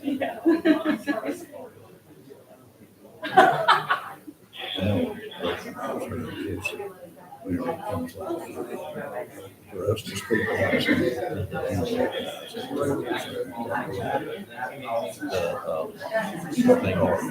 Oh my God, they know.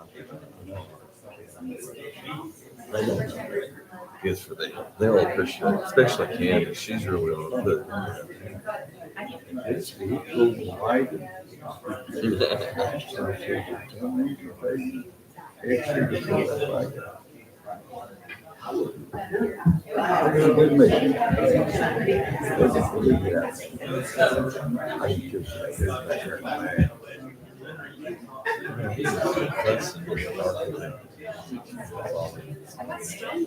He told us a long time ago you could come softball.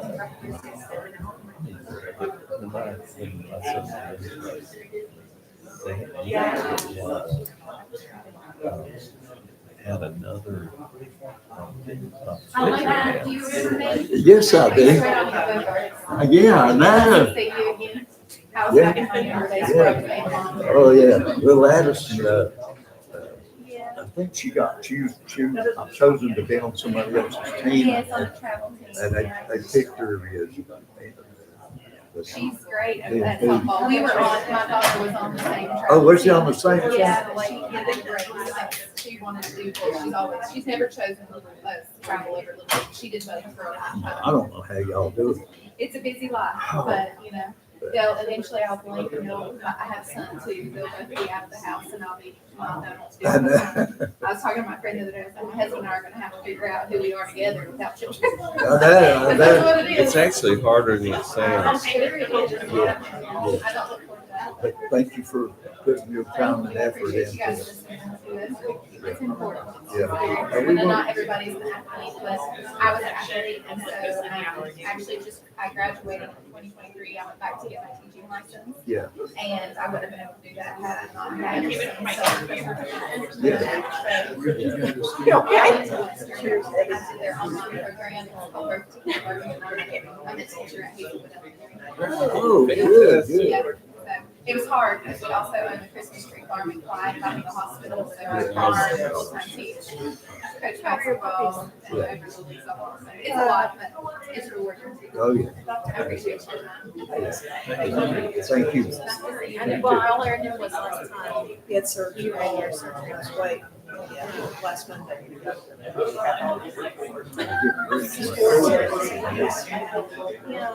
Gavel. You hit the gavel.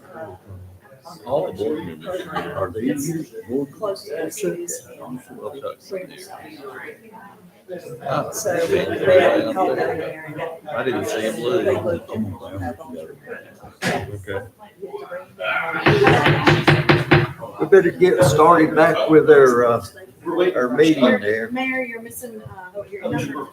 No, you're missing the second one. You're missing Chuck Dixon. I'm right here, but Sorry. We need to get, we've got quite a bit still yet here to get accomplished. So we got everything, Rob, you needed for item 4. Yes, sir. And from one simple thing, just another simple thing, I think the dog park. oh gosh. We're going on to item 5. Luke, you're up again. Me again. Pull it up. We Okay. need you. So tonight I have with me here from Civil Design Concept, Jess Gardner. And we are going to give you an overview and an update on the dog park, design, cost estimates, and just kind of where we're at in that process.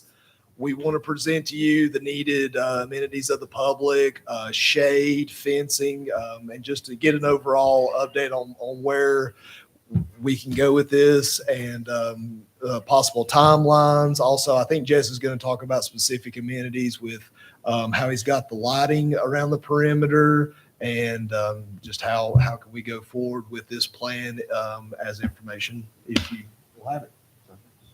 Come on up, Jess. Good evening. Jesse Gardner, Civil Design Concepts. Good to be here. You're here to talk about the other babies in the household, right?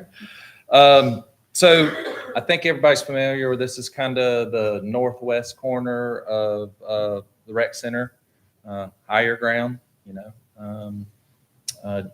Couple things that we're making sure, or that what's there today is you got a little like pull-off area and then some beach volleyball. I think the global plan is to relocate the beach volleyball courts.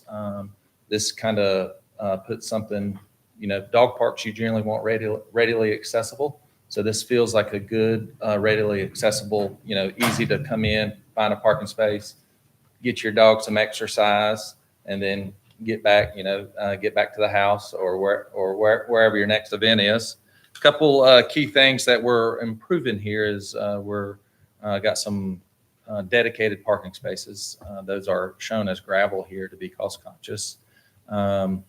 The overall size of both the full dog park is close to 3/4 of an acre. So we're trying to get around 30,000 plus or minus square feet for larger animals, larger dogs, and then about half that for the smaller animals.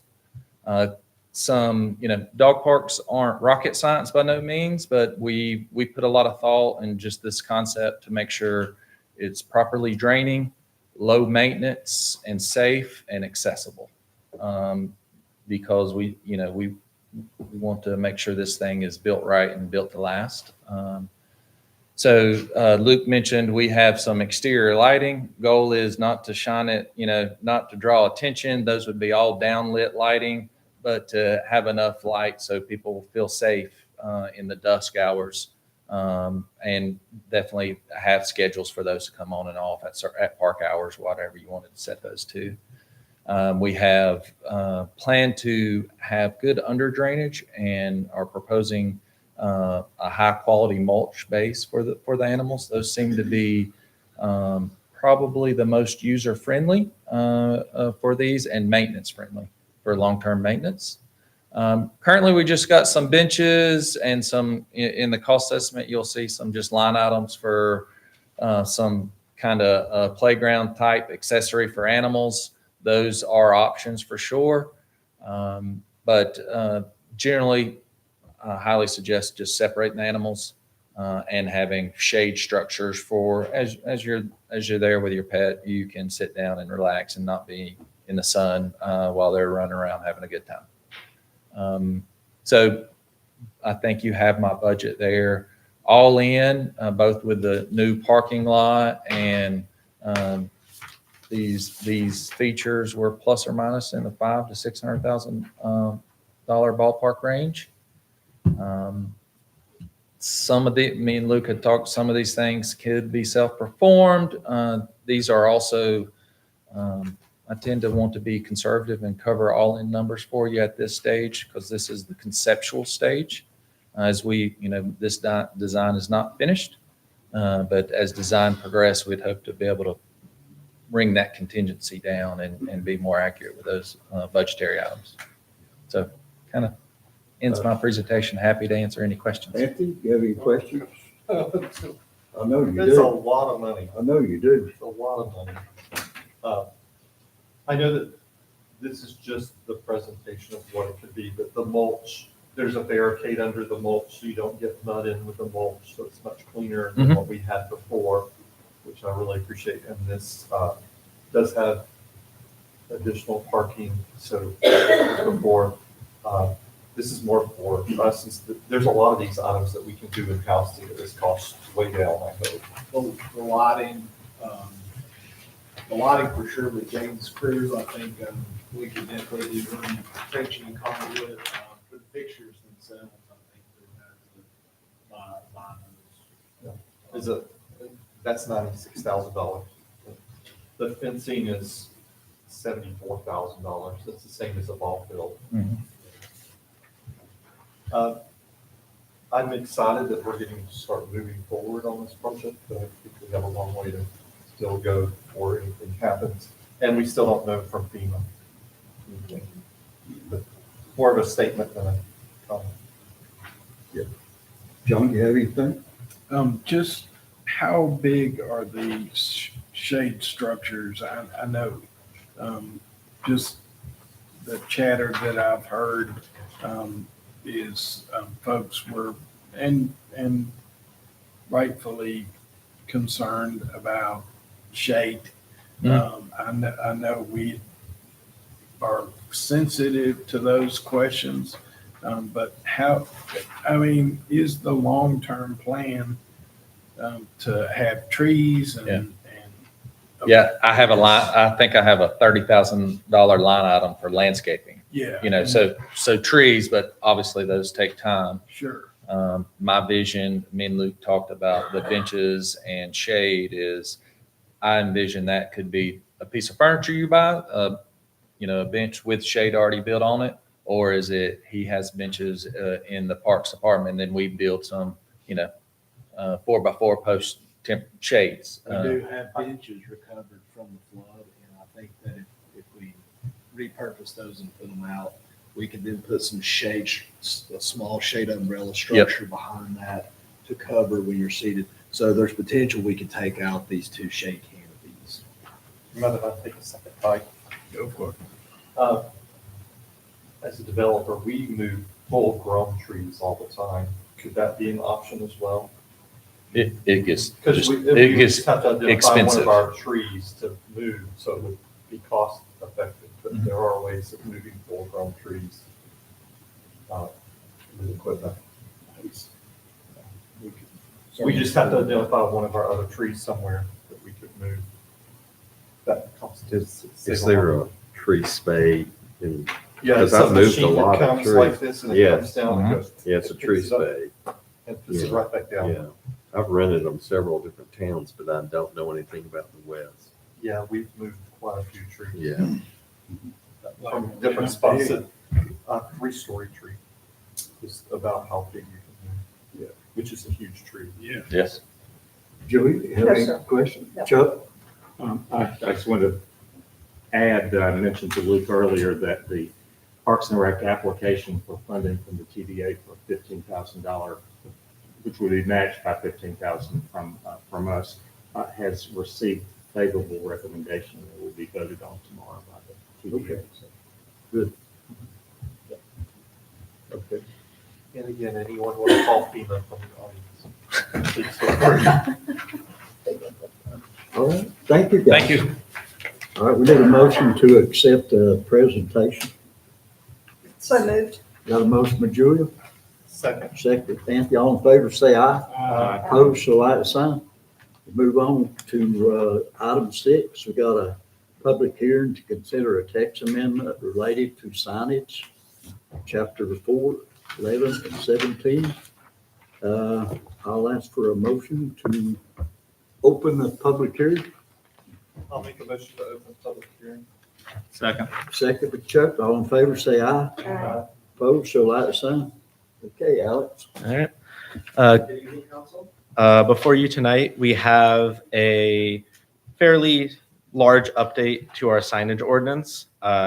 Nothing too dramatic or overhauling of it, but mostly trying to add clarification, both from the user end, the constituent end, and also from the staff side of making it easier to enforce.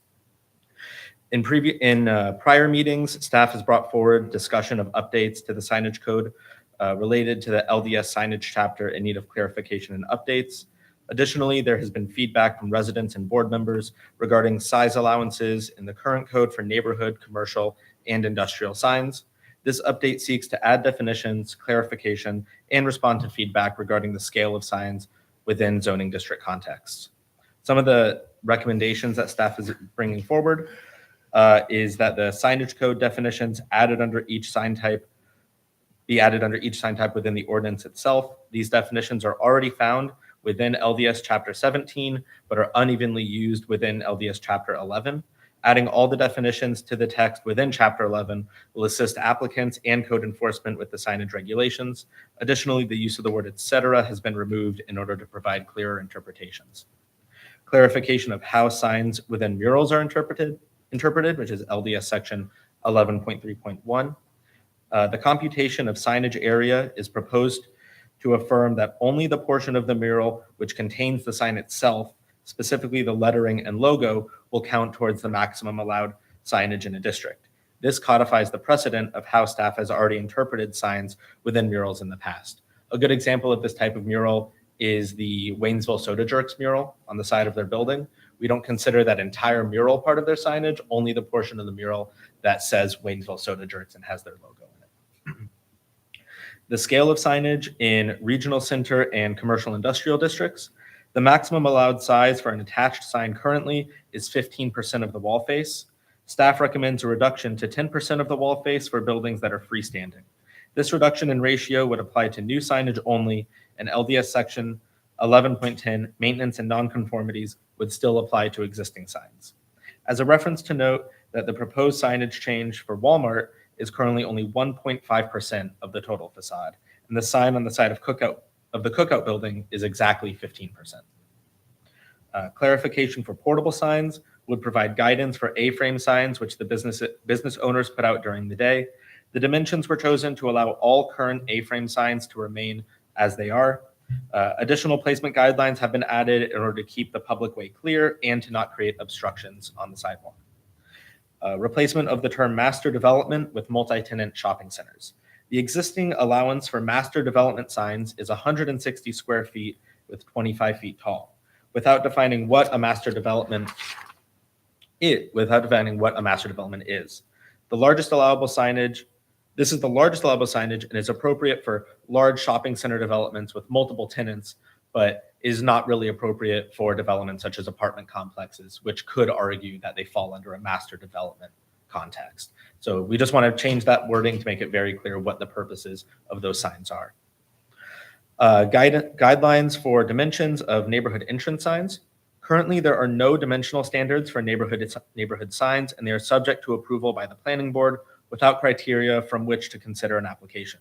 The primary purpose of neighborhood signs is for wayfinding and to create a sense of an entrance. And we feel that the ordinance should reflect this. The maximum dimensions recommended are similar to signs allowed in low, medium, and urban residential districts, which is a maximum of 16 square feet. Additionally, this ordinance will limit the height of the signs to 6 feet tall, which is consistent with the neighborhood center district. Thirdly, this ordinance will limit the number of neighborhood signs to 2 signs per entrance, with up to a maximum of 4 signs allowed per neighborhood. This would allow double signage at up to 2 main entrances or additional options as the developer sees fit. Additionally, this would remove the requirement that these signs go in front of the planning board, which would make them be able to be processed a lot faster. They would just be handled at the staff level. As long as they meet our requirements for signs, they would be approved. Now, updating our treatment for facsimile signs. The planning board was critical of the town's existing prohibition on facsimile signs. They felt that these signs added character to the town, especially ones created by skilled local craftspeople. They decided to recommend the removal of the prohibition along with the removal of the definition from Chapter 17 of the LDS. None of the nearby governments, such as Canton, Asheville, or Hendersonville, have any such restrictions in their signage code. And a facsimile sign is simply a sign that is 3-dimensional and acts as a symbol of what the shop might sell. Some common examples of this are like the cigar store Indian could fall under a facsimile sign prohibition. And we felt that those were more appropriate for the town rather than less appropriate for the town. Updating the combination of temporary sign sections. Within the signage code, there are 2 sections which both provide guidance for temporary signs, sections 11.5.11 and 11.5.14. Both sections had a large amount of overlap in their requirements. And to simplify the signage section, 11.5.14 has been removed and any non-duplicate regulations have been moved over to 11.5.11. These amendments do not represent any change in how temporary signs are currently governed, mostly just a cleanup of the ordinance, a duplicate section. Updating of references for the general statutes. Since the last time the signage chapter was updated, the North Carolina general statutes regarding local government regulation of signage has changed reference numbers. The ordinance has been updated to reflect these changes, and these updates do not cause any regulatory changes for how the town governs signs. Again, just a cleanup for clarification purposes.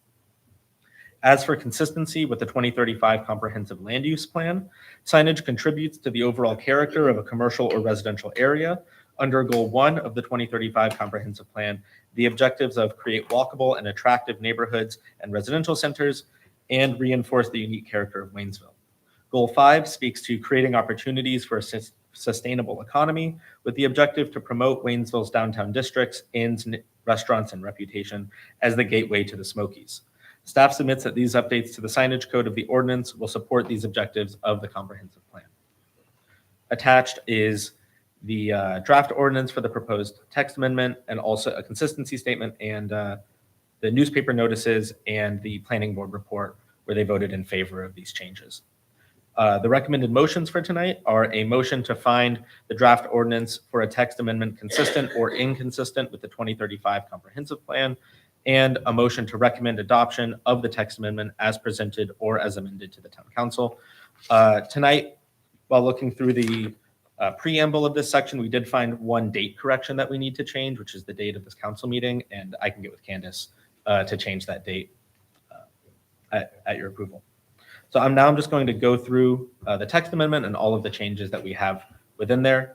The first is in chapter 4, which is the removal of flagpoles from items not included in height calculations. We'll be adding a height restriction onto flagpoles. I believe it's 25 feet, but we'll get there. In chapter 11, we add that we clarify how multi-tenant signs are measured, which is that air gaps between tenant name panels on a multi-tenant sign shall not be counted towards the total sign face area. Just the portion of the sign that is signage is counted. And that's already how we process those. And the next part is about murals.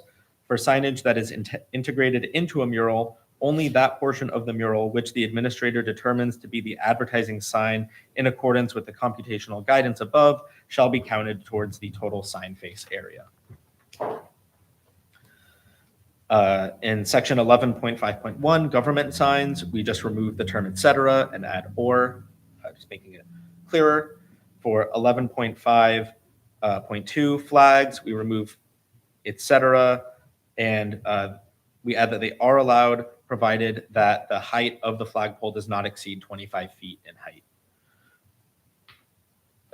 Under temporary signs, going from E down, this is mostly just adding the sections that were in 11.5.14 into this section, specifically the yard sale sign section, that they cannot be illuminated, that yard sale signs are limited to 4 square feet in area and 4 feet in height, and such signs may be displayed no more than 1 day in advance of the sale and be removed the next day following the sale. And this is already in the ordinance, we're just changing the section. Point G as well, promotional and special event signs, which clarifies the duration for temporary signs, which is that they may be displayed on one occasion in any 3-month period for a maximum of 14 consecutive days, on one occasion in any 6-month period for a maximum of 30 consecutive days. And that, again, is already in the code. We're just changing the section it's in. Point H, which is temporary use signs for uses permitted by section 4.6, shall be the same as promotional event signs in subsection G of this section, provided that the duration shall be the same as that of the specific temporary use. Next, for political signs, we're just updating the general statutes that have how the state governs political signs, updating the date that it was revised, and we're adding that compliant political signs are permitted in accordance with North Carolina General Statutes 136-32, and adding changing the reference number for the general statute later in that section to General Statute 163-166.40 and updating it to be the square footage measurements to be consistent with the general statutes, which are 865 square inches or 6 square feet. Then there's a large section that is struck through. That is section 11.5.14. That's that duplicate section of the temporary signage code. Are we allowed to make changes on the political signs when we're actually in the middle of a political campaign at the moment where these signs would be allowed? Okay. Yeah. So, the ordinance is quoting state statutes. We Updated the ordinance to take directly from the state statutes. Because no sign shall be larger than 865 square inches, which is 6 feet, where it used to be 16. Some individuals have already purchased signs based on the previous ordinance. Well, with the, And if they're allowed to be placed at this moment. with the council's permission, we can always enact a portion of the ordinance at a later date. Because what it says to me, it's almost like a pre-existing condition. You know, our local ordinance said this, and we could take this portion of the ordinance and maybe impose it after the election, if you I would. don't want to be unfair to our. But we could pull that out. So you wouldn't have to pull it out. You would just need to make a motion to approve the proposed text amendment with an amendment, and that amendment being that it wouldn't be effective until, December 1st or something like that. I don't want to be unfair. I don't know what our opponents have done. Yeah. I don't want to be unfair. Could we just say One of our- section 11.5.12 on political signs would be effective after the election? Is the size limit a state regulation? That is exactly what the state Well, statutes the say. state's already got it in it. It's already there, whether it's in our ordinance or not. But I hate political signs, as everybody knows, so. Honestly, when it comes to enforcement of political signs, I will tell you that we try not to touch them at all unless they're creating a traffic issue or a visibility issue. We just wanted to update our local ordinance to be exactly what the state says. So we'll take your direction on how you want us to manage this ordinance going forward. You can also have a third motion that's not scripted. That's, no, I mean, just a simple thing, right? So you can adopt the ordinance without amending it, which is a little more complicated to word and remember, Yeah. because it's already a long motion. Right. And you could have just a third motion to direct staff not to enforce the new ordinance until after the current election. No. No? Yeah. Okay. I say let's just, Okay, then my recommendation would be to modify the proposed amendment, that it would not be effective until some future date certain. It's better to have a date certain, because Lord knows when November the the election 5th. cycle will end, as we know from a recent Supreme Court case. Oh, election gosh. Race, right? So have a date certain. November the 5th. Or, pick a date, middle of November or December 1st or something like that. That's part of why the state legislature inserts effective dates on their statutes. are you saying the whole? No, just this one section. Okay, Section. Section 11.5.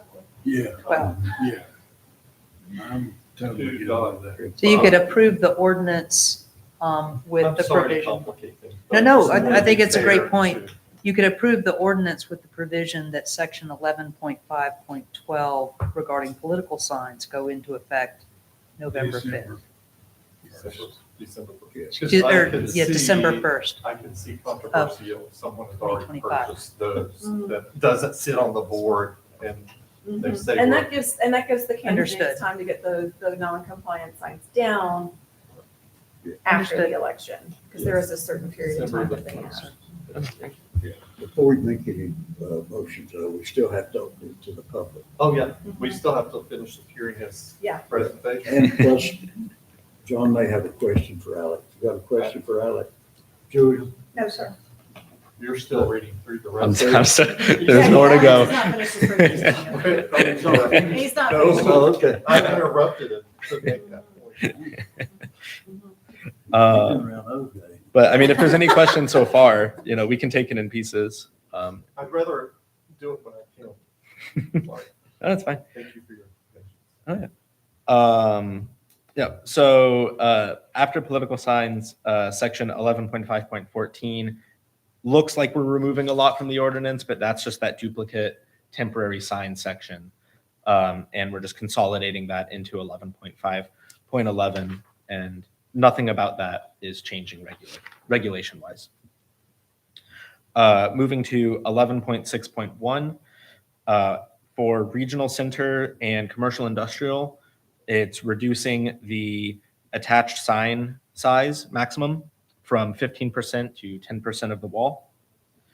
11.6.2, we're changing the language from master development sign to shopping center or multi-tenant commercial development. And again, and also adding regional center and commercial industrial districts to allowing multi-tenant signs on developments greater than 2 acres. For neighborhood entrance signs, we're removing the requirement that they go in front of the planning board, so they would just be handled at the staff level. And we're providing those specific guidelines, which are 16 square feet, 6 feet tall, with 2 signs shall be allowed per entrance, with up to a maximum of 4 signs total per neighborhood. Under 11.7 signage types, we're just removing the vague guidelines that were provided to the planning board and the necessity for that to go in front of the planning board. So now we'll just have very strict, clear guidelines for how to handle neighborhood signs. 11.7.5 portable signs, which are only permitted in the business districts. These are the A-frame signs that I talked about earlier, which is a sign that is movable by a person without the aid of a motor vehicle or other mechanical equipment. And such signs shall be a minimum of 28 inches in height and a maximum of 48 inches in height. Such signs shall be a minimum of 18 inches in width and a maximum of 30 inches in width. And the signs may be placed along the wall of the building or the curb in front of the building. The sign shall not encroach more than 3 feet into the public way and must allow a minimum of 3 feet of travel width. If there is on-street parking, the sign shall be placed parallel with the parking line as to not impede passengers entering or exiting vehicles. Going over to prohibited signs, under movable signs, we're adding the definition for movable signs that was already in Chapter 17, which is a sign that shall be moved from one location to another if not permanently affixed to the ground, and is differentiated from a portable sign in that it may be equipped for transporting by motor vehicle or other mechanical means, and includes signs referred to as trailer signs. For signs on roadside appurtenances, we're removing etc. and adding or other public infrastructure. This is just clarifying that people cannot place signs on public infrastructure. So signs that are like stapled to utility poles and things like that are already not allowed, and we're just trying to make that as clear as possible. Under 11.8.8, pennants, ribbons, and feather flags, and we're adding that feather flags are prohibited and clarifying the type of sign that we're looking for, which is signs which are intended to move, flap, or inflate, either from the wind, airstream, or internal motor, are prohibited. And this is consistent with town policy already. We're just adding clarification to that. And then 11.8.10 facsimile signs. As I said earlier, the planning board recommendation was to remove the prohibition on facsimile signs, so that facsimile signs would now be allowed as signage in the town. Under 11.4 definitions, we're just removing the definition for facsimile sign as well. And those are all the changes that we're recommending for the signage ordinance. If there's any questions, I'd be happy to answer them. One, and I'm so sorry. No, go ahead. There's a, saw it, I've seen this, there on Brown Avenue, Premier Supply has a truck out front. What would that be considered? It depends on what the truck is used for. I'm looking to see if it's in the section or not. We do have a prohibition on vehicle signs, but those are vehicles which are parked with the primary purpose of them being a sign. We don't disallow vehicles like a repair truck or an Amazon delivery truck that has an advertisement for the business on the truck, but the primary purpose of that truck is something else. Pioneer Seed and Feed, they actually have a truck parked out front that has their business logo on it. So, And yeah. it's usually very And it's decorated. been there, yeah, and they And it's been there decorate for all the since I can seasons and all Uh, that. So, yeah. It's actually probably grandfathered in anyway. well, This is the big trailer. If we're not, we're gonna, yeah. It moves. If it is They not need to keep their grandfathered, truck it needs to be there. It's been there grandfathered. for It has been there since I can Yeah, we- remember. Yeah. They have flowers on it. They Yep. decorate it. They Yep. move We- it in the parking lot. That actually came up as an example of the big tractor came up as an example of facsimile signs, which is, would that be a facsimile sign? And that was part of the reasoning for removing facsimile signs from the regulation, was to not have to regulate that. So that would be considered a facsimile sign? But again, the facsimile signage was also unclear in its enforceability. What was a sign versus what was simply decoration. Again, the cigar store Indian came up as an example of that, and the planning board felt it was easier just to remove the facsimile sign This is a regulation. movable vehicle that just has the, I will beat this to death. You know, if it runs. I don't want to get slaughtered by, We won't be removing that sign if that's. yes, because it is movable, but it does have their Mhm. sign on the side. Yeah. Yeah, painted, right? Yes. Yes, okay.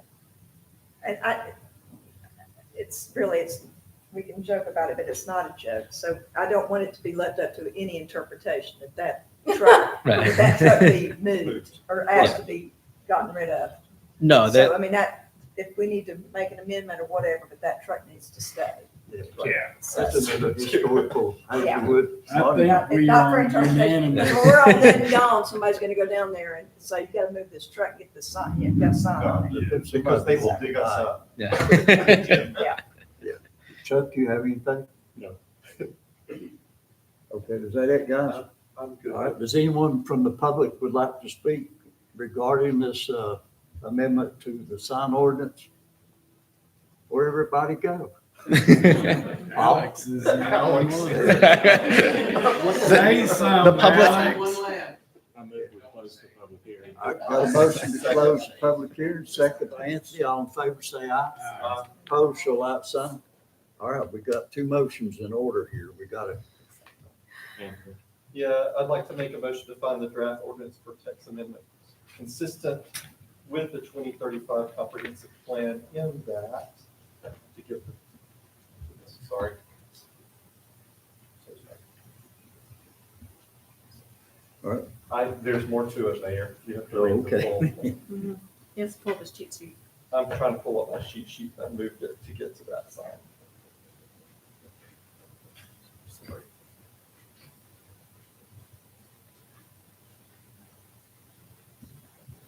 It makes, so sorry. Oh my gosh, it is it meets goal one, which is continued to promote smart growth principles in land use planning and zoning, creates walkable and attractive neighborhoods and commercial centers, and reinforces the unique character of Waynesville. Second. Second by John. All in favor, say aye. Aye. Opposed, show like sign. I would like to make a motion to approve the adoption of the text amendment as presented, excluding section 11.5125 to have. No, that's not what you want. That's not the motion you want to make. No, You want a motion to approve the adoption of the text amendment as amended to delay the effective date of section 11.5125, Okay. to December 1st, 2025. as stated by Martha. Let's second by John. All in favor, say aye. Aye. Opposed, show like sign. Okay, thank you, Alex. All right, thank you, Takes a council. team, right? Chuck, did you want to put that item you had? I can wait, whatever you want to do. No, you can. And I don't know, do you really even want me to read the whole thing? Hey, it's up to you, my friend. I don't need, this is a proclamation establishing the first Wednesday in October as Energy Efficiency Day. And there are lots of whereases. It's about saving energy, and it's the most, and actually is the most efficient way to save costs is to become more efficient. But the other thing to note is that on October the 4th, the Environmental Sustainability Board will be having a booth at the Shelton House grounds, tailgate market. From 9 to noon, going to be giving out some LED lights that the town is providing, as well as educating people on ways to save energy. One of which I might as well say now is buying a heat pump water heater. Yes. And you can buy one of those and get the there's a tax credit, which has to be by the end of this year. You don't have much time. If you're on Duke, you can also get a nice $500 credit from rebate from Duke for that. So you can get a heat pump water heater at the same cost as a normal water heater would be. The heat pump water heater saves you probably $300-400 a year in electricity. That's for electricity. It's a really good idea. They have them at Lowe's and anywhere else. Yeah, hot water heater is one that pumps up the electricity when you take about showers and stuff. Well, and it's just like a heat pump. It's just that you have to have a little more space. Yeah. Because it has to suck in some air. Yeah. Yeah. But anyway, that's just one. So I would like to introduce this proclamation to be signed by you. Okay. To the record.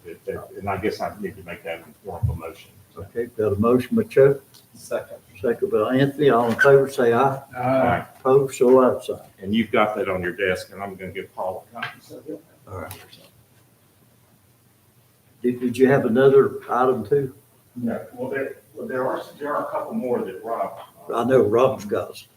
Rob, you want to do yours when you do your, Yeah, I'll be happy to. here? Okay. All right, we'll move on into, it's just going to be a list. A new business update, Town of Waynesville Personnel Policy Article. Recruitment. 4, and recruitment and employment, section 2, and recruitment section and appointment. I'm trying to get all that together. Paige? Yeah, I think I'm going to win the award for most motions tonight. I apologize, y'all. So good evening, Mayor and council members. Jesse, do you have my slide? And we can move on to slide 2. Ah. All right. So I'm here tonight to discuss a new state law, Session Law 2025-16, otherwise known as the Fostering Care in North Carolina Act, that will directly impact our hiring practices. This new law, effective October 1st, 2025, mandates a significant change to how we screen applicants for certain positions. A little background on this law. This mandate is part of a broader effort by the North Carolina General Assembly to update laws affecting juveniles and social services. Enacted this summer, Session Law 2516 was created to address a range of child welfare issues, and Part 4 of the law specifically focuses on providing that counties and cities require criminal history record checks for applicants offered positions that requires working with children in any capacity. The new requirement is going to affect us very specifically with a few departments, and I'll get to that in a moment.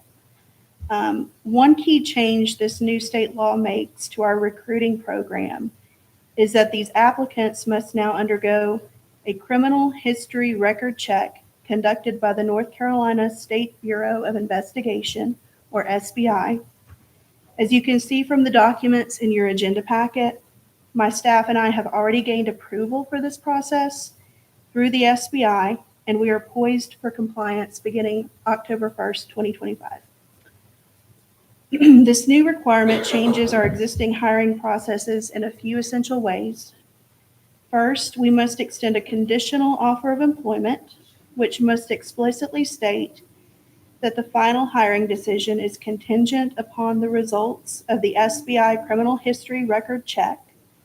There is an example of a conditional offer of employment in your agenda packet for reference. Thank you.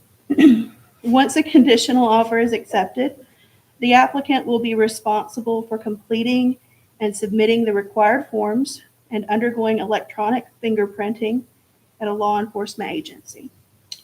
Ms. Angel has already been in contact with the Haywood County Sheriff's Department to establish the necessary relationships and guidelines to assist applicants in this part of the hiring process. The SBI criminal history record check process does not happen quickly. The discussions I've had with Town of Waynesville Police Department Administrative Assistant Diane Robinson suggest that each record check can take up to 2 weeks to complete. Please keep in mind that our current hiring process does not require a background check until after the candidate onboards with the town. And the new requirement will significantly increase the time it will take to hire qualified candidates in specific roles with the organization. At the time the SBI criminal history record check is complete, the individuals authorized by the SBI to review the results, which include HR coordinator Brittany Angel and myself, must review the applicant's record and consider the results in a final hiring decision. A confounding issue with the new law is that it does not provide a definitive list of offenses that automatically disqualify an applicant from employment in a role working with children. A little ambiguous. SL 2516 states that the SBI authorized individuals may consider the results of these criminal history record checks in its hiring decisions. So please note that Ms. Angel and I are not permitted to discuss the details of the criminal history record with the hiring manager or the department head. We must only disclose a hiring recommendation upon review of the criminal history record. While the new law does not provide an explicit list of disqualifying offenses for a job applicant, the law does define what constitutes an abused juvenile in relation to certain criminal violations. These violations include, but are not limited to, the following types of offenses.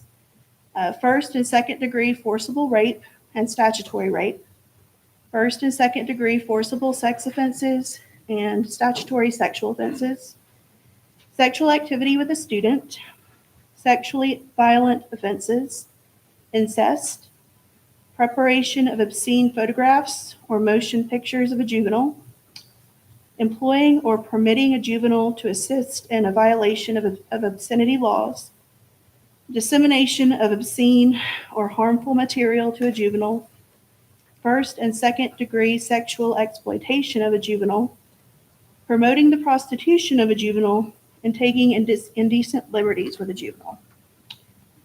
So ultimately, Ms. Angel and I must use great care and discretion to determine the impact of a candidate's criminal history on their employment eligibility. If upon review of the criminal history record, we determine that an applicant has participated in the abuse of a juvenile, they must be denied employment in this position. And the recruitment process to backfill that position will start again. Based on the regulations regarding receipt of criminal history record information, or CHRI, the results of a background check obtained for one purpose cannot be used for another unrelated purpose. The guidance states that criminal history record information should only be used for the original hire or not hire decision.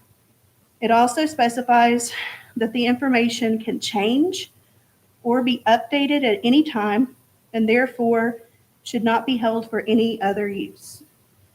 I want to be very clear here because this is an extremely important part of the new law. and one that cannot be overstated due to its connection to federal EEO regulations.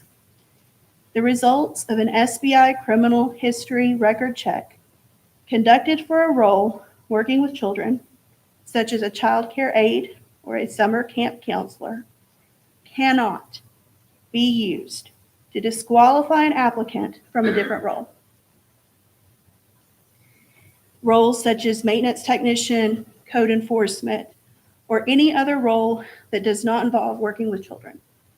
Additionally, Ms. Angel and I are bound by confidentiality to safeguard this information as it pertains to all future instances of a disqualified applicant applying for other roles with the organization. Does anybody have any questions about that? I don't have any questions, but I have strong opinions.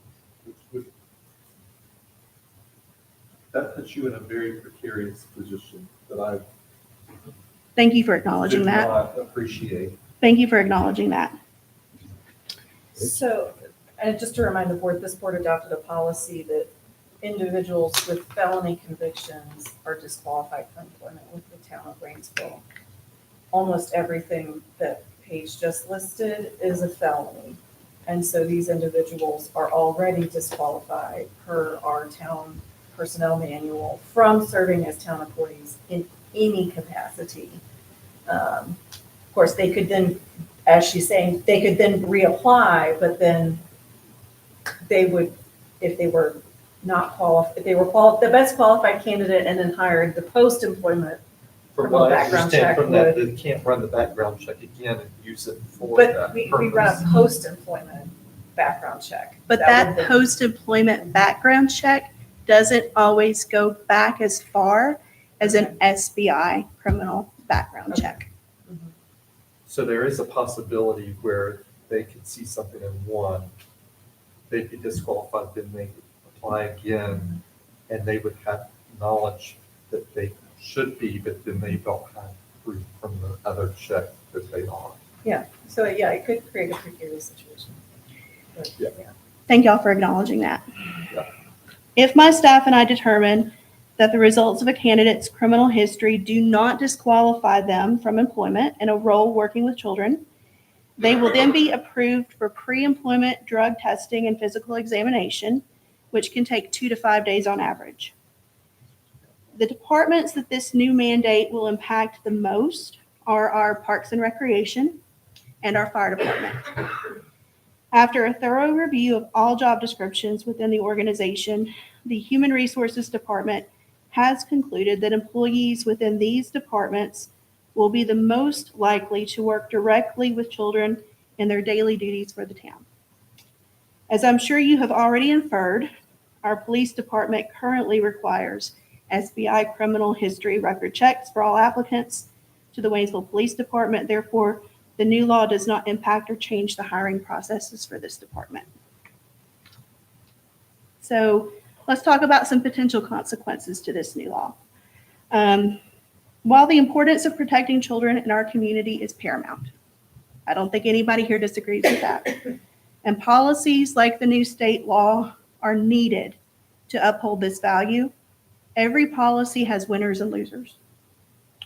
While auditing the various positions within the organization that will require an SBI background check to backfill vacancies, we discovered that a disproportionate amount of part-time and lower paid full-time positions within our pay and classification scale require working with children in some capacity.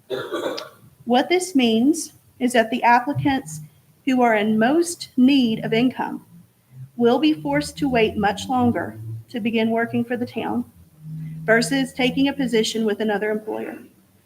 The principle of opportunity cost theory suggests that the town will struggle to fill vacancies of this nature because candidates for hire will be employable much sooner if they choose to work elsewhere. To put it simply, $1 today is always worth more than $1 tomorrow, and some potential applicants will choose to accept employment with workplaces with less restrictive pre-hire processes. So moving on from consequences, I do want to talk about some remedies to this. To moderate the impacts of this new unfunded mandate, The HR department recommends starting the recruitment process for seasonal summer camp staff personnel earlier than normal and instituting the incentive of hiring bonuses for new hires who patiently wade through the new process. Additionally, the Parks and Recreation Department could use this mandate as an opportunity to set our children's programming apart from competitors as a safer option for families and the community, ultimately increasing the demand for our services. Moving on, let's talk about our responsibilities here. As an agency, we have a legal responsibility to handle all criminal history record information with the utmost security and confidentiality. This means that the information must be stored securely, separate from personnel files, and only accessible to authorized officials. We cannot share this information with the applicant or any other agency. The information can only be used for the original hiring decision, and when the information is no longer needed, it must be disposed of properly. To ensure compliance with all aspects of this new law, we have developed a new standard operating procedure for all hiring managers, and that's in your board packet, which outlines these steps in detail.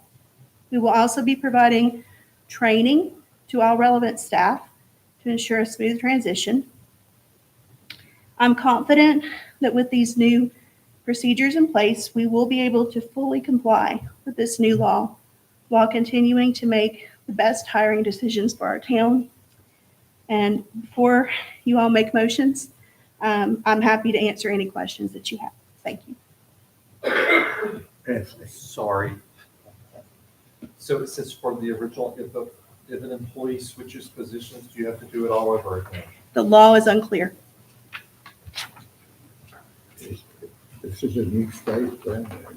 Great question. I've had the same question myself. Does the law require that we go back and do background checks on all the No. people who are, you're kidding?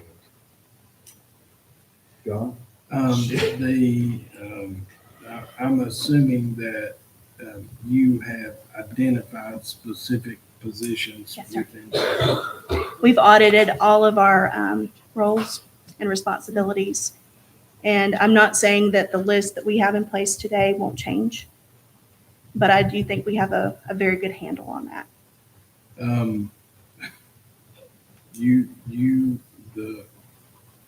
The phrase that you used, unfunded mandate, is exactly the one that hit my mind. Yes, sir. And we're talking, I was just thinking at the rec center alone, it's gonna be just constant, right? It already is. Yeah, A lot of those employees are seasonal or temporary, as you know. Yeah. We have a ton of part-time staff at Yeah. Parks and Rec. And it is literally a revolving door, not necessarily in a bad way, because we do provide employment short-term for folks who need it. However, it will create a burden. and it's $38. It every is, time. which is actually cheaper than the process that we currently use. So we will be saving money, but not We're saving doing time. it more. No, I wouldn't say that, John. Everybody gets a background check regardless. Well, it will be an either or. Yeah. So you won't have to do another, no. But it's the time. It is the time. So the last question I have is, it, based on my read of that Coates Cannon Mhm. and all of the documentation, essentially it's up to the town to define what constitutes a position that's working with children. That is correct. And that is why we included our fire department.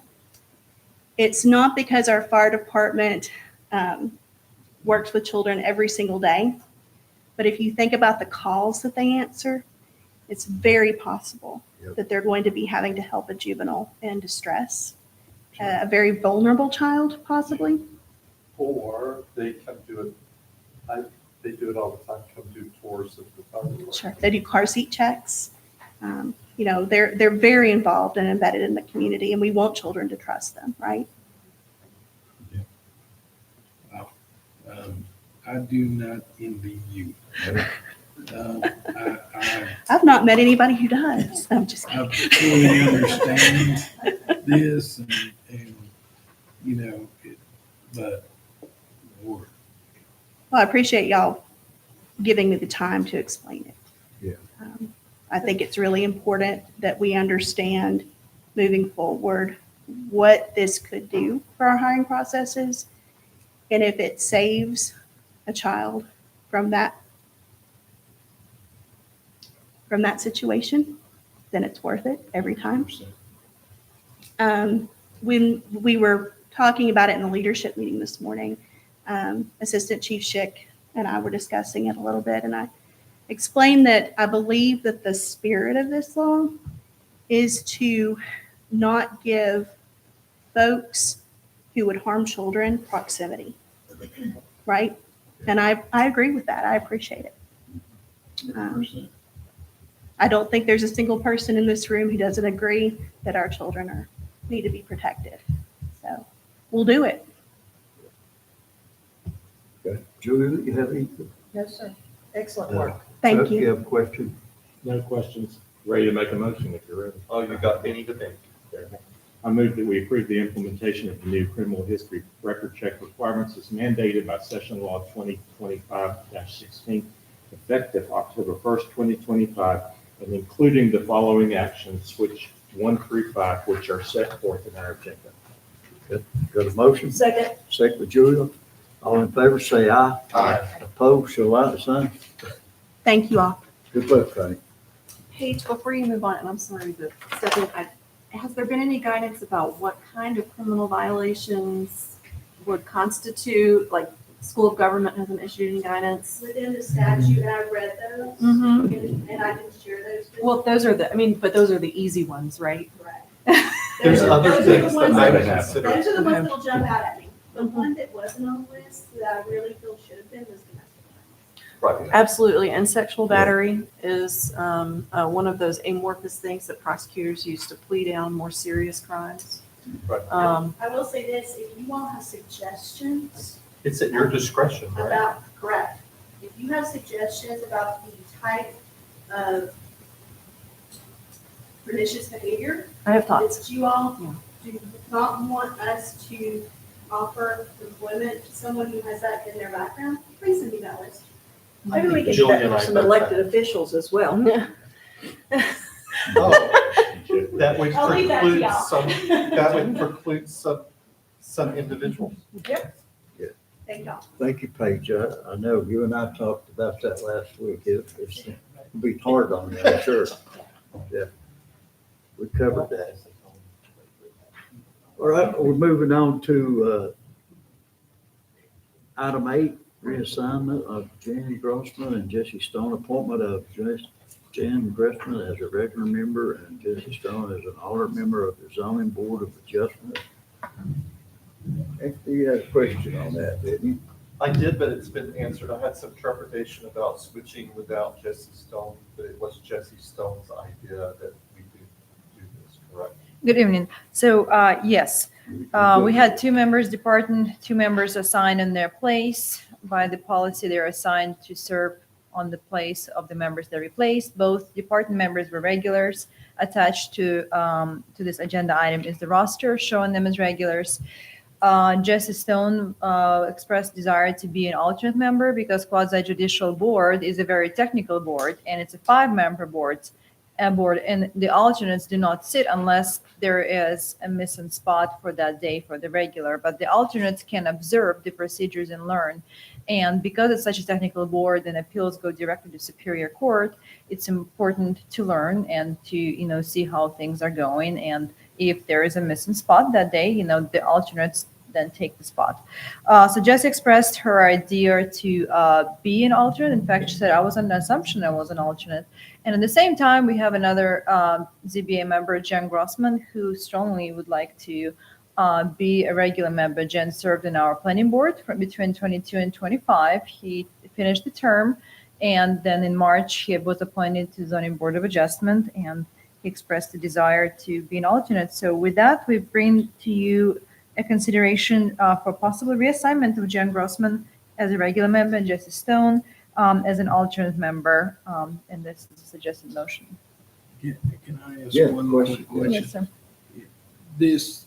I assumed that the alternates would move into the chair when people rotated off, but that's not the way it So, is. yeah. And so my question is, are we fixing just this particular situation by swapping Jesse and Jan, but leaving the existing policy in place? Because to me, it seems like we should make the alternates the full-blown members when those openings occur, right? The current policy reads, quote, policy of our boards and commissions manual, vacancies shall be filled for the remainder of the unexpired term of the person being replaced. So that's a broad statement, and with that, it doesn't specify. So the persons that were replaced were regulars, and these were appointed in their place, so the deduction is regular members. It would make sense if we are saying, we propose right now just to fix these two people per their desires, but it's up to the council And to then when decide. Carly, well, whenever John Mason rolls off, so we appoint an alternate to fill that. And space. the way to do it would be when an opening comes up, then we could consider the alternates also in addition to anybody else who might apply for it. Yes. Or you can So if specify, you- yeah. if the next time we get something, if you would give us the names of the alternates also, Yes. who we might think might want to move into the position. Yeah. When if somebody departs prematurely and they choose to do that, if you appoint somebody in their place, you can specify them. We appoint this member in place of that, but they're going to be an alternate, something like that.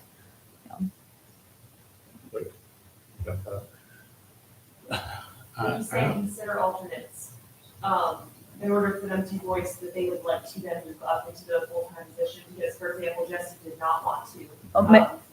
Would you have them reapply? Would they fill out another application just as another applicant would?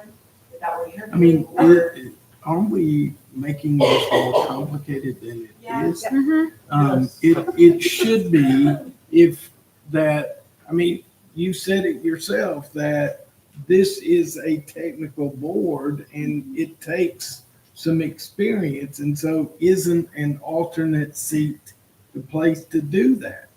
And so we have alternates, and I would suppose that they would automatically move into the seat when a full-blown seat becomes available. So we would be appointing alternates as opposed to seats. It would need to be specified by the council, because right now it reads that they are appointed for the remainder of the unexpired term of the person. If that person had a regular term, like we can as a Can you staff. bring back to us at our next meeting the board manual update to reflect that we would like to replace We could the do that for members with sure. alternates and that and fix it Permanently. going forward? Moving forward, okay. Yeah. The Well, let's alternate may not want to move into. Yeah, let's just use the old Miss America adage. The first runner-up, if Miss America can't fulfill her duties, the first runner-up can step into that position. So it should be offered to the The first runner-up yes. first, and then. Yes, then- to let them to offer that position. If the position opens up for some reason, that we go to our alternates and say, would you like to step into this Yes. position? I don't think And then we it, are. and then it's, I don't think we need a new application, but no, exactly. if the planning department would contact and ask the alternates if they would like to be appointed to the position, And then it's then not we could open do that that way. without having to interview new people. 100%. Then, of course, we would interview a new person for the alternate position. Exactly, yeah. So, and I apologize for interjecting, but this is my spirit rosters a lot. So let's say there, Jesse Stone, we use her as an example as an alternate. It shows that her term expires in 2026. Well, Joe Schmo, that was a regular member, decided, hey, I'm done. And their term didn't end until 2028. If we move Jesse up, does her term now extend until 2028, or does it still hold as? I It'd think be 2028. Yeah, It would Yeah. extend- That's the way we, Yeah. all the And board of then you directors appoint a have set new up alternate. organizations, that's Yeah. exactly. We would When you appoint, step into a different level or position, then it's, we would It's appoint whatever her to that fill term the is. remaining term Yeah. of the Of the seat. person choosing. yeah. Correct. Do we need to change the manual to reflect that? I think we do. I think we do too. Yeah. To safeguard future clarification. We could do that. In the meantime, we do have an upcoming meeting for the ZBA on October 7th. And if you would like to make that change, that would be the time. If no, we understand. So we are going to move to make Jan Grossman the regular member and Jesse Stone as the alternate member of the ZBA. That's my Second the motion. We second that. That's it. All in favor, say aye. Aye. Opposed, shall I sign? I'm trying to move it, guys. Thank you, honey. Thank you. You done This is well. an unusual meeting that there's so many. I'm trying not to be nitpicky, I promise. All right. Item 9 is SRF loan grant application for Browning Branch and Little Champion Pump Station, Ross. Thank you, Mr. Mayor. If you remember, McGill and Associates on our behalf applied for an SRF loan of $8.7 million and hoping that we would get grant forgiveness. But we were not granted grant forgiveness, and you wisely chose to decline that grant. We turned around and applied for the current grant cycle for $8.7 million, being told in advance that there was a cap of $5 million. Last week, we were awarded a grant, not a loan, a grant of $5 million for the Little Champion Pump Station. That leaves a balance of $3,650,000, and I'll get to that in just a second. We also need to rebuild the Browning Branch water pump station that was destroyed by Helene, and reinforce it and rebuild the pumps and the SCADA mechanisms in it. There is a grant available for that as well. McGill did the majority of their demographic work to do the grant loan that we got of $8.7 million, and therefore needed only $4,000 to do the new grant for the $5 million. What you have before you is a request to contract with them for the Little Champion Pump Station, an additional loan, and also $6,500 to do the Browning Branch water loan application. One thing I'd like to say is these, at both the federal and the state level, I believe these loan and grant opportunities are going to dry up. And I think we should go after every loan and grant we possibly can. As I've told you before, McGill and Associates hired 2 former staff members of the Department of Water Infrastructure to write these grants. And as former staff members, I think they probably have a little bit of an inside track. So I recommend that we apply for these 2 grants, one of $4,000 and the other $6,500. And I'm happy to answer any questions. Anyone have questions for Rob? I'll make a motion that we approve the McGill proposal. Second. Got a motion and a second by Chuck. All in favor, say aye. Aye. Opposed, show like sign. So ordered. What about that other agenda item? Okay. Approval of- Here we go. Got a couple more. Two These res- involve 3 grants. You've already adopted a resolution for the Little Champion Pump Station when you did the $8,650,000 proposal. However, the Browning Branch and a new application we'd like to try require resolutions of the board that simply grant the staff and your contractor the right to fill these applications out. I've explained the Little Champion and I've explained the Browning Branch. The new grant opportunity that we have is a opportunity to create a flood resilient structures for water and sewer infrastructure. We had the RASWAS building and and the chlorine contact chamber completely flooded in the Helene storm. This grant or loan would permit us to flood-proof the building and to move the chlorine contact chamber completely out of the flood zone.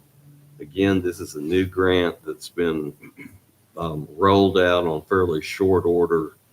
And what these two resolutions do, one resolution permits us to apply for flood resiliency and Browning Branch, and the other is an update to our capital improvements plan that reflects those two new projects. So this is, as you know, whenever we do these grants, you have to adopt a resolution authorizing us to apply for them, and you have to update your CIP to show that this was in your long-range plan. So these one resolution is to authorize the grant. The second resolution is to change the capital improvements plan. Okay. I move that we pass the resolution to amend the capital improvement plan. Okay, motion. Second, John. All in favor, say aye. Aye. Opposed, so like sign. And I move we approve the resolution authorizing staff to apply for grants, loans for the 3 projects as set forth in the summary. Got a motion by Chuck, Second. second by Julia. All in favor, say aye. Aye. Opposed, so like sign. Is that it for you? Okay, we move on. The town manager's report. You have anything? One, very briefly, I want to emphasize that when the board chose to decline the $8.7 million loan, which would have cost us $450,000 a year to repay, you also approved us going out for a $5 million grant. Last week, the state approved our grant of $5 million. So if you want to call that kind of a gamble, the gamble worked out. We're now on September 30th going to apply for the balance, and hopefully we'll get some loan forgiveness for that last $3,650,000.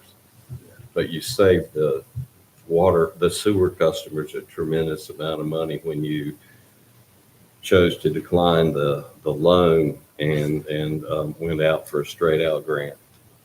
Good work. Thank you. Good work, manager.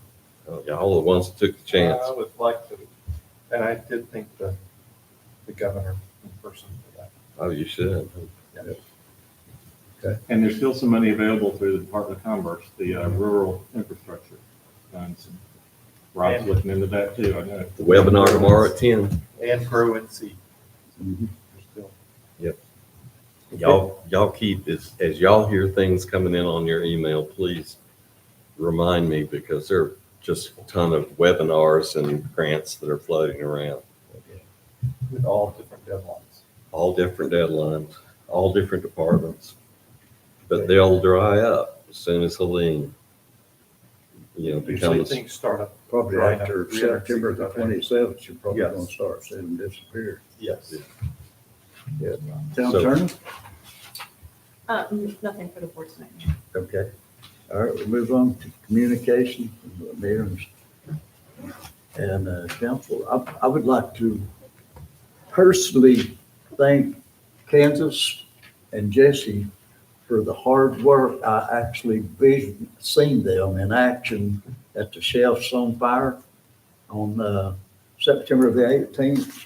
Those guys worked really, really hard, and the Waynesville Public Art Commission should be thanking us because you guys took it over and you guys done a great job. Thank you, and thank you for coming. Really appreciate it. Yeah, it was fun. It was fun. It was fun. But I've witnessed you guys in action and you worked very, very hard. And so I want to recognize you all for a good job. And you even had Jesse pulling the wagon, remember? The recreation department also helped out immensely, as well as public works, so big shout out. That's right. Yeah. Thank y'all, every one of you, for your hard work that you did in helping make that happen. Have you got an amount of what was raised yet? Not exactly, but we definitely far surpassed what we raised last year by thousands of dollars. So Really great. pretty stoked about that. And you were worried. I was a little worried. I know, you were worried. Yeah. That's okay. It's okay to worry. Okay, thank you guys. And okay, we'll move on. That's what I have. Chuck? Nothing. Julia? Just a quick reminder, 9 o'clock Saturday morning, the courthouse will be Helene Recovery event with the county, and at 11 o'clock will be at the track at the rec department with our safety event and with the project, the Tuscola Impact kids about Helene, the structure memorial that they're doing and the thing that Grace Kathy's doing. So please try to attend both of those. It's just a public safety thing. Public safety and, yeah, both of those will be starting at 11 o'clock. Yeah. On Saturday, but then the county thing, which you'll be speaking at, and I'm at the second one. Yeah. But you're 9 o'clock on I'm Saturday. 9 o'clock. See you at 9 and see Julie at 11. Yeah, we'll be there. Yeah. John? Just real quick, we had a wonderful merchants, DWC merchants event, social last night. Blew it out the doors. I thought we were gonna have to lock the doors. We had somewhere in the neighborhood of 70 people show up at the Chop House. At 3 p.m. We were expecting 30 people, and almost 70 showed up. Wow. So it was pretty good. Appreciate Julia It was coming, and it was good stuff. And if y'all hadn't tried the Chop House, it's good. It's We really wanted good. somebody to try that. Yeah. Yeah. So you should. Yeah. While we're on that, did anyone look into getting that for sale sign took down off of that building? Yes. We got. Yeah. Would you like wisely to, delegated would you like to address that Just later? because they can, they should, does not mean they should. Yes. Thank you for bringing that up. As you're aware, if you're not aware, Remax out of Toby Davis's real estate sign, he works out of Hendersonville. He's not associated with our local Remax, to be clear. They've hung 2 banners on the Davis Furniture Building, one of which is placed in such a way that it's behind the Troubadours, the public art. That's a very popular place for people to take pictures.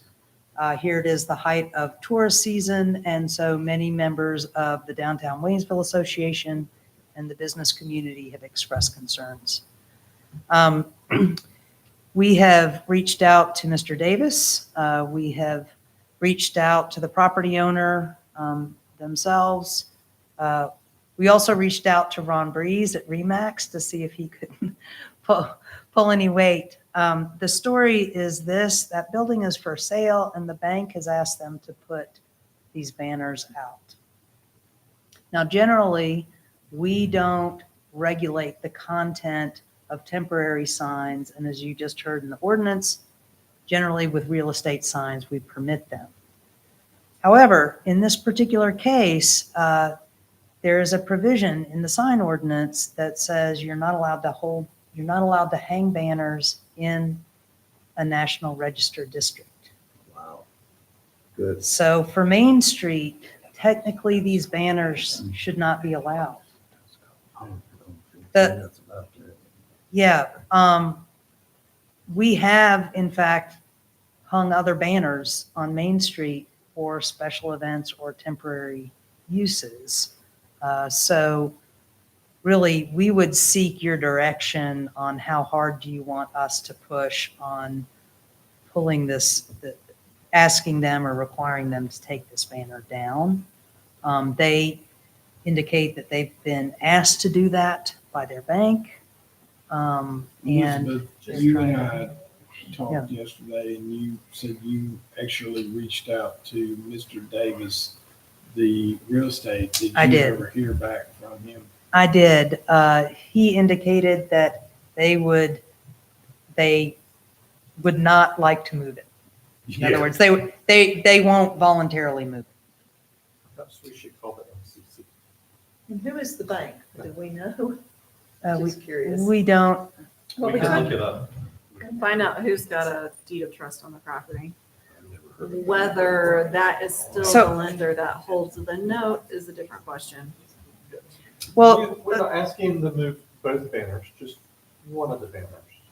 so what I'd like to do is go back to them after talking with some people today. I'm a little torn because if we have something in the ordinance, we always want to enforce it. And there's reasons. We don't want banners hanging up in the National Historic Districts. However, occasionally we do hang banners for special events. And it's unfortunate that this came up just like in the last week instead of a few months ago when the planning board was working on your sign ordinance. But here we are. And so what I'd like to do is go ahead and enforce the ordinance. However, what that means, Mr. Mayor, is I would ask consideration for the Tuscola banner and how does that fit? Unless it's hung on municipal buildings. Well, there's another part of the ordinance that does say that governments are exempt in the carrying out of their duties. And so, maybe we make an exception for, support That's of our not making local an football exception, team. that's following the ordinance, right? If we hang it on the municipal buildings, we're following the ordinance as written. If we interpret that that's part of our government functions. The schools are It government. is. The schools are governments as well. Okay. Yeah. So with that in mind, we'll proceed towards a violation. Yeah. And with all notices of violations, they go with the property owner, not with the real estate agent or anybody else. And they often take more time than you would wish. Who owns the property? It's Davis, one of the Davis family members. And they say the bank, is there some sort of a foreclosure or something going on? Chuck, I did not explore that part. And I actually haven't had a chance to talk directly with the property owner. We just left, walked down there and talked to their manager and left a card. And maybe you want to ask what bank they refer to when they say they want the bank to go there, because maybe that'd be another route to go. Okay. There's a real estate guy, Toby Davis, that's his store. No, this, It's a family member, but a Yeah. different owner. Yeah. Toby Davis, the real estate agent, is related to Davis, the But that family. business belongs to Toby Davis. no. No, no. Sure? I'm actually not sure. I just know it's the Davis family. I don't think so. We don't want to get into this, but I Yeah, used to date that. But, I know that's her brother. For the Oh, it's safety a of your brother, marriage, okay. let's not talk about that. but I think it's a dad that owns the building, maybe. No. Yeah, it goes with the owner of the building. So we would, So I your think, I'm not sure that Toby actually owns is it, to it's his family. issue a, notice of violation under the sign ordinance. Well, Gary, you may have an insight. I would get thrown out immediately. I would get thrown out immediately. Is that Have a to call the conflict Patrick of Burger. interest, Gary? Is that what that is? I will say our general approach to zoning ordinances have always been, we ask politely first, which we have done. And, if short of them voluntarily taking it down or moving it, we're going to be forced into an NOV. We've all seen the pictures in the choir, and it's just awful. Yeah. Yeah, it's showing up a lot on John and I Facebook right decided now. Yeah. Maybe they'll sell the buildings from that, because you know how. Well, thank you, Social media. ET, for Yes, sir. covering that. And if you could get that took care of. Okay, Anthony, you have anything? I'm good. All right, then I'll entertain a motion that we adjourn. So moved, man. Got a motion, Anthony, second for John, all in favor, say aye. Aye. Opposed? Paul, don't run off. You've earned your pay tonight.